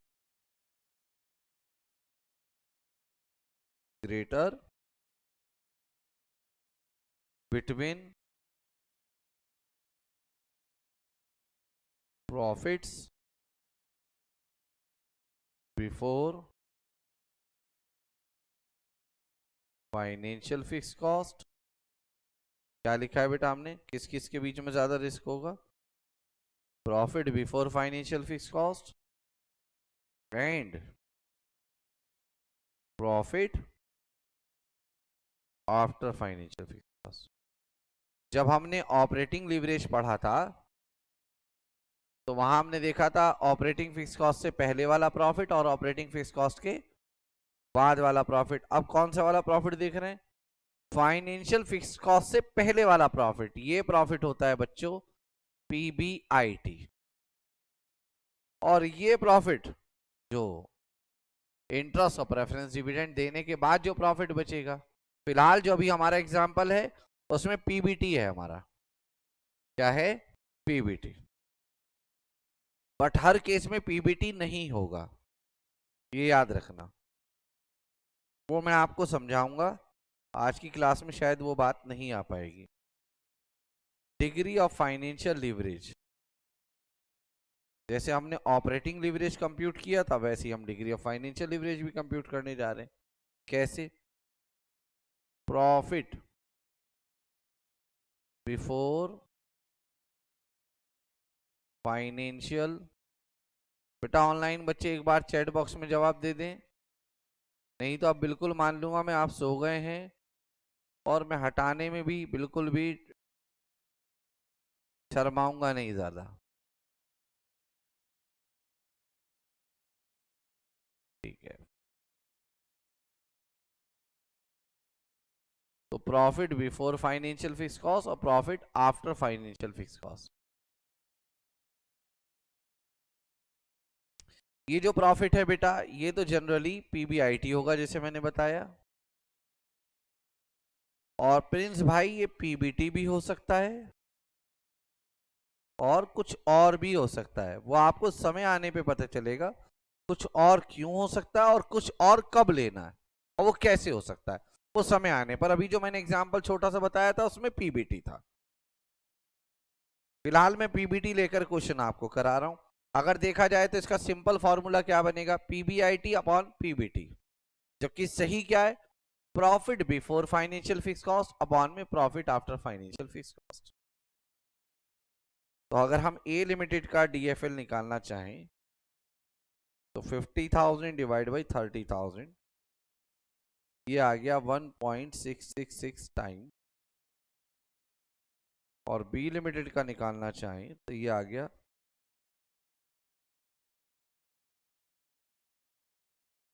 2 time. यहां लिखो hence company b has high degree of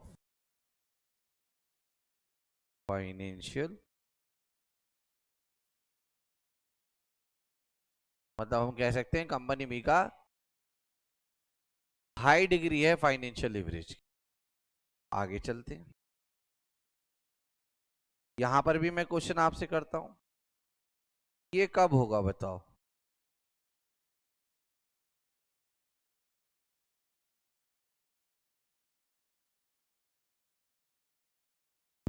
आप बताओ ये सिचुएशन कब होगी? तभी होगी ना जब ना तो कोई इंटरेस्ट हो ना कोई प्रेफरेंस डिविडेंड हो, यानी कि फाइनेंशियल रिस्क जीरो हो। तो यहां लिख सकते हो ना, it means there is no interest और preference dividend, hence no financial risk. कोई फाइनेंशियल रिस्क है ही नहीं।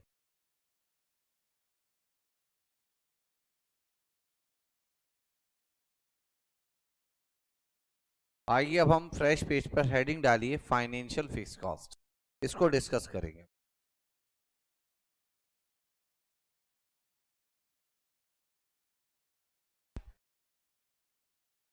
फाइनेंशियल फिक्स कॉस्ट 4:30 तक अभी हमारी क्लास चलेगी।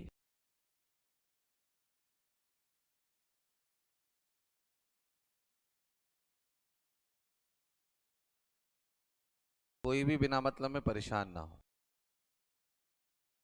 फाइनेंशियल फिक्स, अभी क्लास समाप्त होने में 24 मिनट्स हैं हमारे पास। दो का अलग।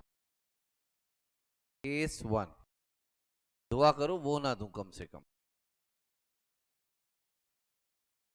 सबसे पहले है, पहला केस है, फर्म को सिर्फ इंटरेस्ट ही पे करना हो, उसका कोई प्रेफरेंस डिविडेंड ना हो, जैसे अभी हमारे एग्जाम्पल में था। Firm has only interest as financial, सिर्फ उनको इंटरेस्ट ही उनकी फाइनेंशियल फिक्स कॉस्ट हो और कोई फिक्स कॉस्ट ना हो। यानी कि इस केस में फाइनेंशियल फिक्स कॉस्ट सिर्फ और सिर्फ क्या हो, इंटरेस्ट, प्रेफरेंस डिविडेंड नहीं। एग्जाम्पल 4, पीबीआईटी है आपका 1 लाख, जिसको हम बोलते हैं प्रॉफिट बिफोर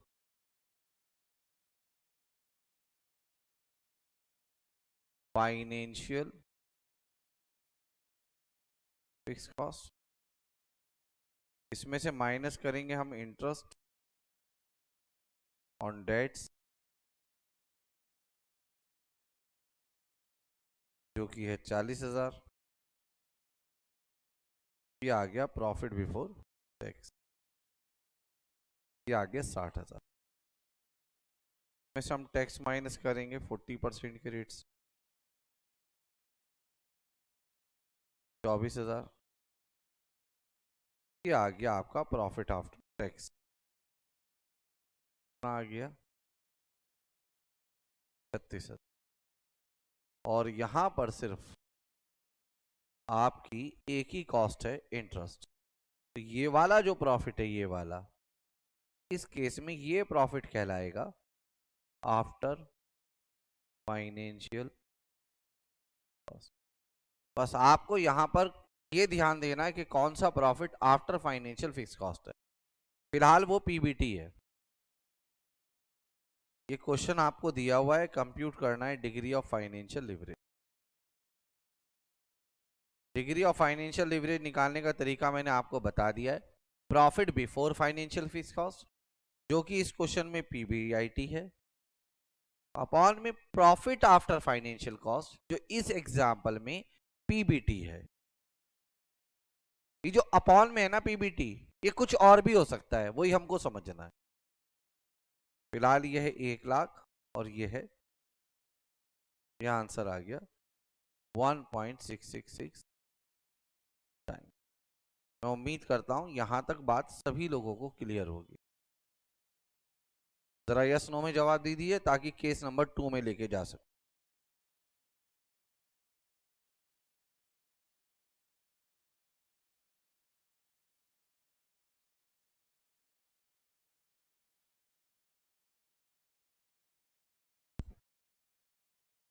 केस नंबर 2 की बात करने जा रहे हैं हम।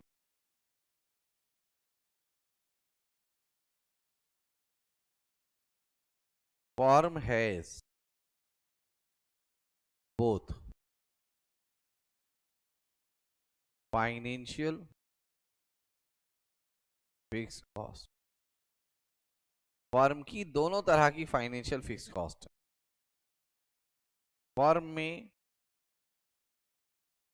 इंटरेस्ट ऑन डेट्स भी है और फर्म में प्रेफरेंस डिविडेंड भी है। आइए हम इसी को एग्जाम्पल नंबर 5 करने। पीबीआईटी 1 लाख रुपए है।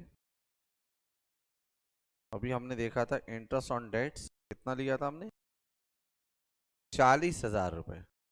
तो बच्चों ये तो प्रॉफिट है without any doubt before financial fix cost, इसमें तो कोई डाउट नहीं। ये आ गया हमारा पीबीटी 60,000। लास्ट एग्जाम्पल में इसी 60,000 को हमने कह दिया था profit after financial fix cost. Suppose करिए टैक्स का रेट है 40%, इसको आप अर्निंग बिफोर टैक्स भी बोल सकते हैं। ये आ गया 24,000, ये माइनस किया था, और ये आ गया आपका प्रॉफिट आफ्टर टैक्स कह दीजिए या अर्निंग आफ्टर टैक्स कह लीजिए, एक ही बात है। इसमें से इस बार ये भी पे कर रहे हो आप, जिसका नाम है प्रेफर डिविडेंड या प्रेफरेंस डिविडेंड, और सपोज करिए ये आप 12,000 रुपए का पे कर रहे हैं।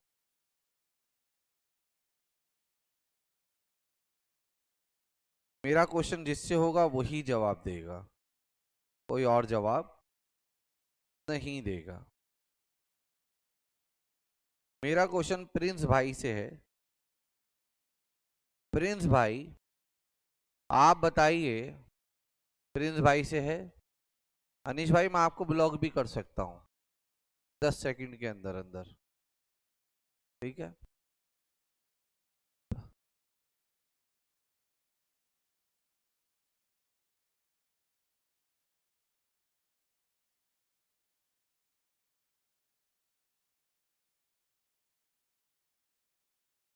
कोई भी बच्चा मेरी क्लास में ओवर स्मार्ट ना बना करे।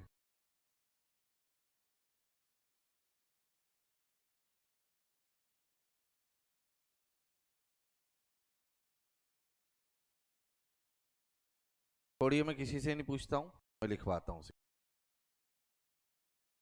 सॉल्यूशन देखिए आप बताइए। टोटल फाइनेंशियल फिक्स कॉस्ट 2 हैं जी यहां पर।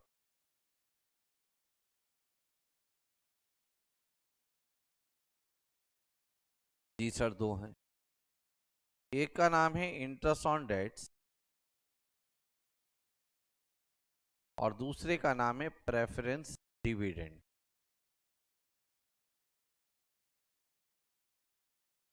ये है 40,000 रुपए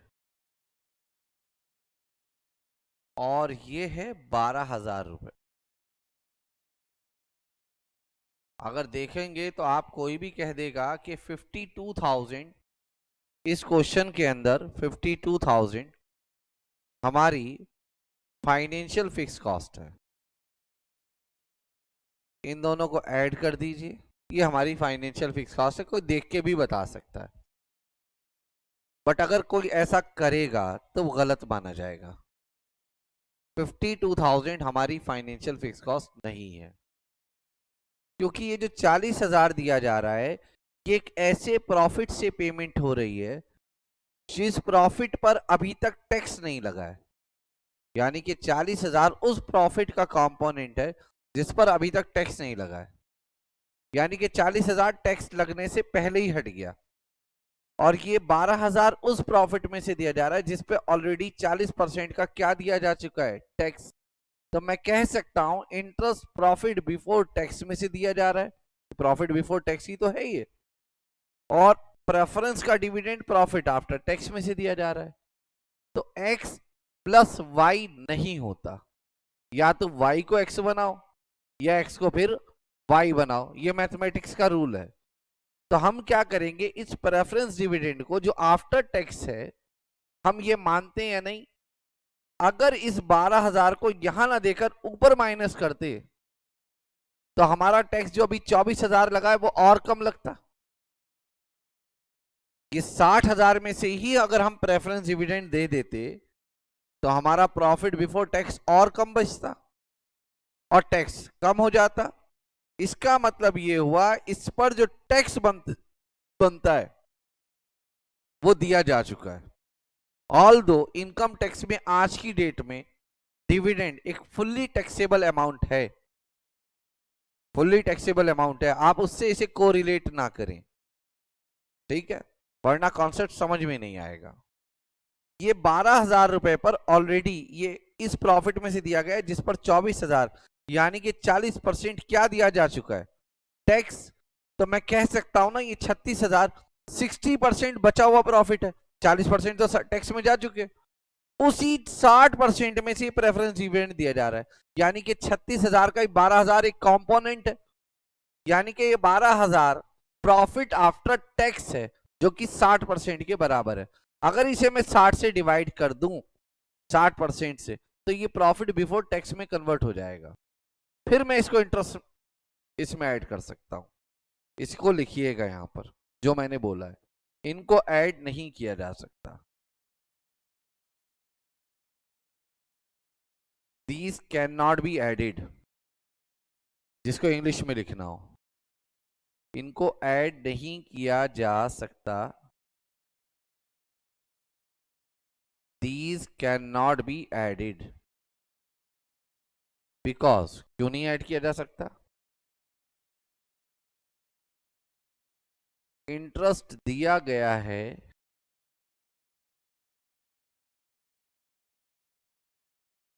बिफोर टैक्स वाले प्रॉफिट में से,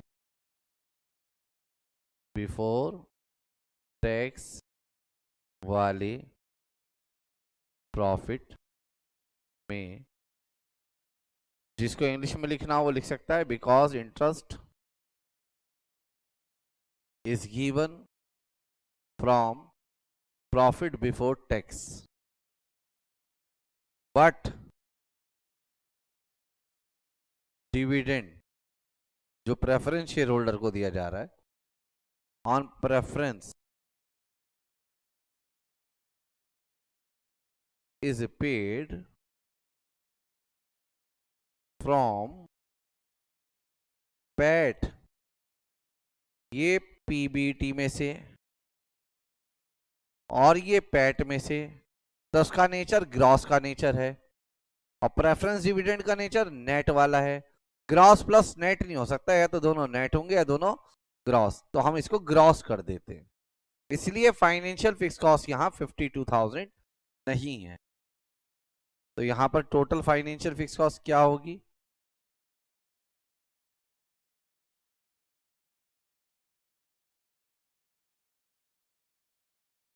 यहां पर क्या है, ये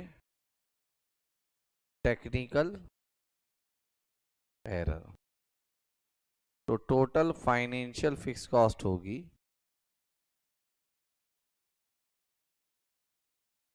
interest plus preference dividend upon में 1 minus tax rate. Interest 40,000, preference dividend 12,000 और टैक्स रेट कितना है 40%। 1 का मतलब 100%, 0.4 का मतलब 40%।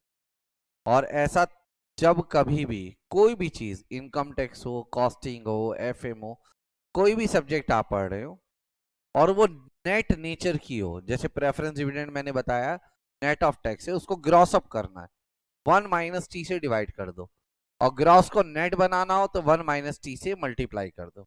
इसी चैप्टर में आगे चलकर हम सीखने की कोशिश करेंगे। फिलहाल ये 40,000 और ये है हमारी total financial fix cost. This is our total financial fix. अब हमें निकालना है डिग्री ऑफ फाइनेंशियल लीवरेज। हमको ये कंप्यूट करना है। फॉर्मूला क्या है? Profit before financial fix cost upon में profit after financial fix cost.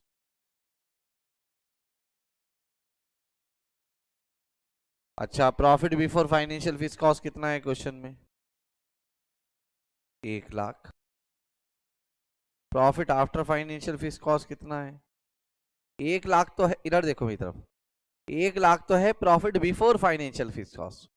इसी 1 लाख में से अगर मैं फाइनेंशियल फिक्स कॉस्ट माइनस कर दूं तो ये आ जाएगा profit after financial fix cost. कितना आएगा? 40,000। आप अपनी इनकम स्टेटमेंट देखिए, कहीं पर ही 40,000 का अमाउंट आपको दिखाई दे रहा है? 40,000 कहीं नहीं दिखाई देगा, आराम से देख लो, नहीं दिखाई देगा।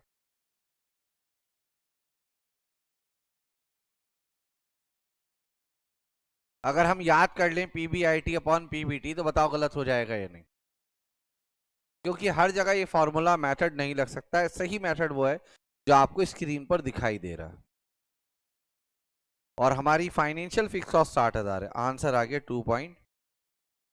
5 9। उम्मीद कर लूं सबको समझ में आ गई ये बात।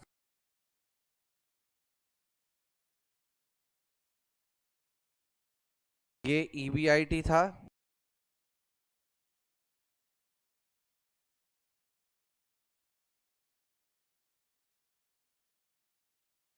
ये EBIT था, ये EBIT था,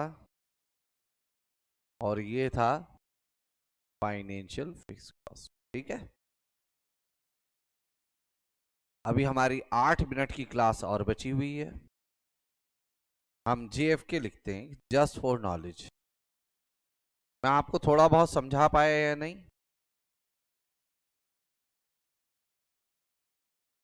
मैं अगर हुआ तो 4-5 मिनट का धोखा भी दे जाऊंगा। ठीक है, उसका कारण ये है, मैं चाह रहा हूं DFL पूरा करा के DCL को भी लिखवा दूं, समझा दूं कल। उससे क्या होगा, DOL DFL DCL हो जाएगा तो कल से क्वेश्चन शुरू हो जाएंगे हमारे। मैं हटा रहा हूं उसको।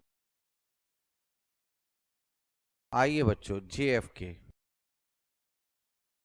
देखो, नेट ऑफ टैक्स है और आपको उसे ग्रॉस करना है। तो किसी भी ग्रॉस वैल्यू पर लाने के लिए जो अमाउंट है, जो नेट ऑफ टैक्स है, जैसे अभी हमारे एग्जांपल में क्या चीज नेट ऑफ टैक्स थी? Preference dividend. बोलो बेटा, इसे कितने से डिवाइड कर दो? 1 माइनस टी से।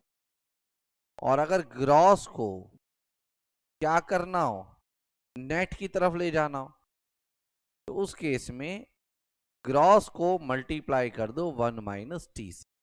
ये हमेशा याद रखिएगा। तीसरा, interest and preference dividend are financial fix cost. ये दोनों फाइनेंशियल फिक्स कॉस्ट हैं। देयरफॉर दोनों को हमें लेना चाहिए before tax. They are taken, क्योंकि बहुत सारे बच्चे कहते हैं उसको आपने आफ्टर टैक्स क्यों नहीं कर लिया इंटरेस्ट को। Therefore they are taken before tax, not after tax. After tax नहीं लेते हम, रेदर दोनों को क्या लेते हैं हम? Before tax. इसके पीछे रीजन बता रहा हूं। अगर ऐसा नहीं करेंगे हम, अदरवाइज क्या होगा, आप ऐसा मान लोगे, अगर आप इंटरेस्ट को भी आफ्टर टैक्स ले लेते हो तो इसका मतलब यह है कि आप इंटरेस्ट को भी अपनी फिक्स कॉस्ट मान रहे हो। क्योंकि अगर इंटरेस्ट को आफ्टर कॉस्ट लोगे तो फाइनेंशियल फिक्स कॉस्ट आपकी कम आएगी। ठीक है, तो लिखना बेटा, tax will also be considered. Tax को भी क्या कर लिया फिर आपने? कंसीडर्ड कर लिया। वाइल टैक्स ऑन, जो आप टैक्स दे रहे हो किस पर? प्रेफरेंस डिविडेंड पर, वो पार्ट ऑफ फिक्स कॉस्ट नहीं है, पार्ट ऑफ फिक्स कॉस्ट नहीं है। यानी कि फाइनेंशियल फिक्स कॉस्ट हमारी इस एग्जांपल में कितनी थी? 60,000। थोड़ा मैंने शायद उल्टा लिख दिया है। Tax, otherwise tax will also be considered x fix cost. ये नॉट ज्यादा लिख दिया मैंने इसमें, ये नॉट वर्ड फालतू लिख दिया। 60,000 में 40,000 क्या था जी? इंटरेस्ट। ये तो है ही फाइनेंशियल फिक्स कॉस्ट। 12,000 क्या था? Preference dividend. ये भी क्या है? फाइनेंशियल। और टैक्स, 8,000 का टैक्स बनता है, ये टैक्स किस चीज पर बना है? Preference dividend per. ये भी फाइनेंशियल फिक्स कॉस्ट का पार्ट है।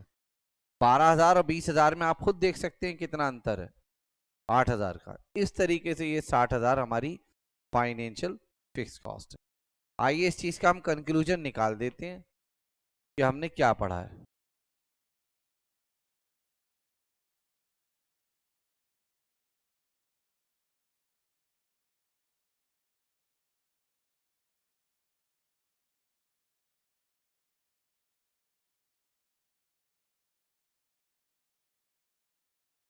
देखिएगा,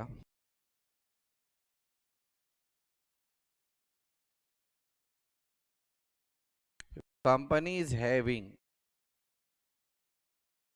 only interest as financial fix cost, तो डिग्री ऑफ फाइनेंशियल लिवरेज होगा बच्चों EBIT, यानी कि profit before financial fix cost, और अपॉन में EBIT माइनस क्या, सिर्फ इंटरेस्ट, क्योंकि इंटरेस्ट ही फाइनेंशियल फिक्स कॉस्ट है, और EBIT से इंटरेस्ट माइनस करोगे तो उसको आप EBT भी बोल सकते हो। और यहां पर आपकी फाइनेंशियल फिक्स कॉस्ट सिर्फ क्या है इस केस में, ओनली इंटरेस्ट। इस केस में केस नंबर 2, कंपनी, ऐसा भी तो हो सकता है इंटरेस्ट ना हो, सिर्फ क्या हो, only preference dividend as financial fix cost. बोलो हो सकता है या नहीं, भाई जरूरी थोड़ी कि इंटरेस्ट ही फाइनेंशियल फिक्स कॉस्ट हो, सोच समझ के बोलेंगे। DFL is equal to EBIT, EBIT means profit before financial fix cost, upon में क्या करना है, EBIT में से माइनस करना है फाइनेंशियल फिक्स कॉस्ट। पेन रोक के देखें, EBIT में से क्या माइनस करना है, पहले वाले केस में तो आसान था इंटरेस्ट, यहां पर जो आपकी फाइनेंशियल फिक्स कॉस्ट है दोस्तों वो क्या है, प्रेफरेंस डिविडेंड। अगर आप यहां से प्रेफरेंस डिविडेंड माइनस करते हैं तो गलत हो जाएगा, क्योंकि EBIT this is before tax और in preference dividend is after tax.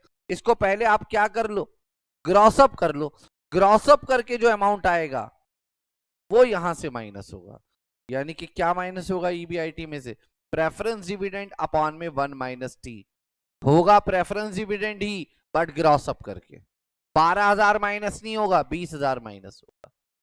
क्या सभी लोगों को ये सेकंड पॉइंट समझ में आया?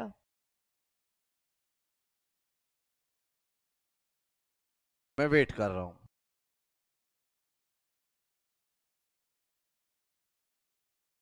तीसरा केस, दोनों चीजें भी तो हो सकती हैं। If company is having interest and preference dividend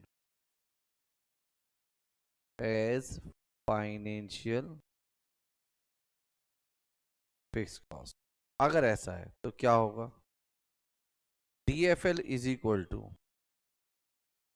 EBIT, बताना बेटा क्या बनाऊं, EBIT में से इंटरेस्ट माइनस करूं या नहीं करूं, इंटरेस्ट तो आप ऐसे ही माइनस कर दोगे, क्या प्रेफरेंस डिविडेंड को भी ऐसे ही माइनस कर दोगे या इसके साथ कुछ करना पड़ेगा आपको, इसे ग्रॉस अप करना पड़ेगा। और यहां पर फाइनेंशियल फिक्स कॉस्ट किसके इक्वल हो गया, interest plus PD preference dividend upon में 1 माइनस टी, ये 1 माइनस टी सिर्फ प्रेफरेंस डिविडेंड के अपॉन में, होल अपॉन नहीं है। और ये जो आपने 3 फॉर्मूले याद किए ना बेटे, ये गंवार लोग याद करते, अगर आप में थोड़ा भी दिमाग है तो बस ये याद रखिए, profit before financial fix cost upon में प्रॉफिट आफ्टर फाइनेंशियल फिक्स। बेटा आप कोई ना रिवीजन की उम्मीद ना करे कि सोचेगा FM का भी पूरा रिवीजन हो जाएगा, ठीक है, बिल्कुल लास्ट में क्लासेस चलती हैं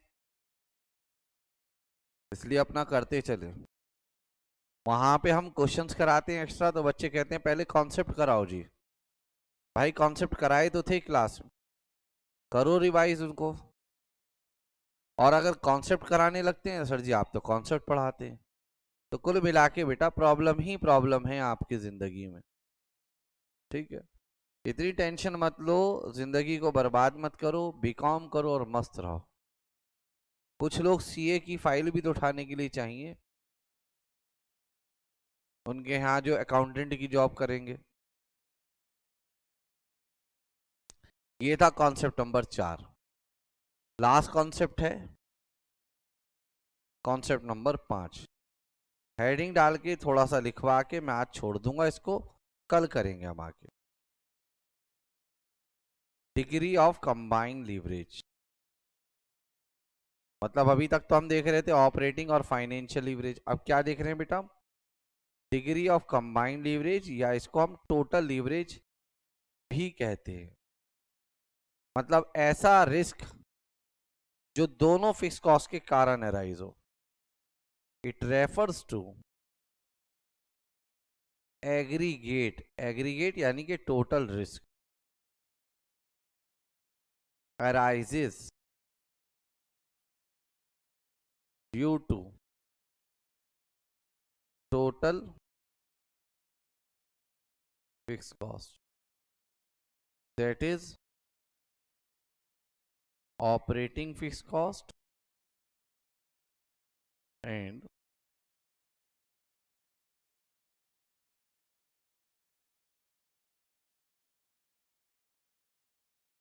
क्या बनेगा बच्चों? ये आप बनाना चाहोगे इसका फॉर्मूला? बिफोर आफ्टर वाला फॉर्मूला बनाना चाहोगे आप?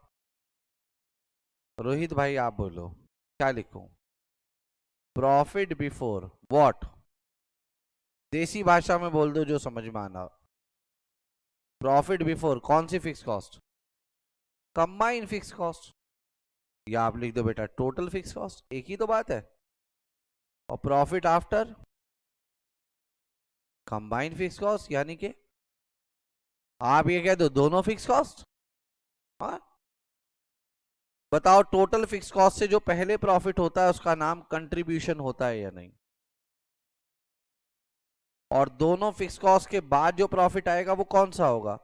भाई कंट्रीब्यूशन में से माइनस करो। एक तो ऑपरेटिंग फिक्स कॉस्ट जो कि फैक्ट्री का रेंट वगैरह होती है, और दूसरी कौन सी फिक्स कॉस्ट माइनस करोगे बताओ बेटा आप? फाइनेंशियल। और फाइनेंशियल फिक्स कॉस्ट क्या होती है वो आपने सीख लिया है या नहीं? हाँ या ना? एक होता है इंटरेस्ट और एक होता है preference dividend. But preference dividend minus करना क्या करने के बाद? ग्रॉस अप करने के बाद। क्या ये लिख दूं? कंट्रीब्यूशन अपॉन में contribution minus operating fix cost minus interest minus preference dividend upon में 1 माइनस टी। ऐसे लिख दूं बेटा? बोलो सामने देखो स्क्रीन पर। अगर मैं यहां पर इनका ब्रैकेट लगा दूं ताकि मैं दोनों को एक साथ दिखाना चाहता हूं, फाइनेंशियल फिक्स कॉस्ट को, इस माइनस को क्या करके दिखा दूंगा? प्लस। इतनी मैथमेटिक्स आपकी होगी, ठीक है? इसके लिए कॉस्टिंग पढ़ना जरूरी नहीं है, इसके लिए बेसिक मैथमेटिक्स की अंडरस्टैंडिंग होना जरूरी है। क्या कभी डिग्री ऑफ कंबाइंड लीवरेज 1 हो सकता है?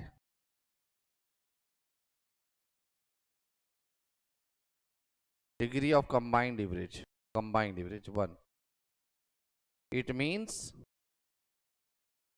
no risk at all। बेटे ये आप सपना देख रहे हैं, लिख लेना। सपना को नहीं, सपना देख रहे हैं, ड्रीम। आप सपना को देखने के चक्कर में लगे हुए हैं अब भी, गलत बात। आज की क्लास को यहीं समाप्त करते हैं बेटा, नेक्स्ट क्लास में मुलाकात करेंगे। तब तक के लिए बच्चों बाय बाय, गुड नाइट।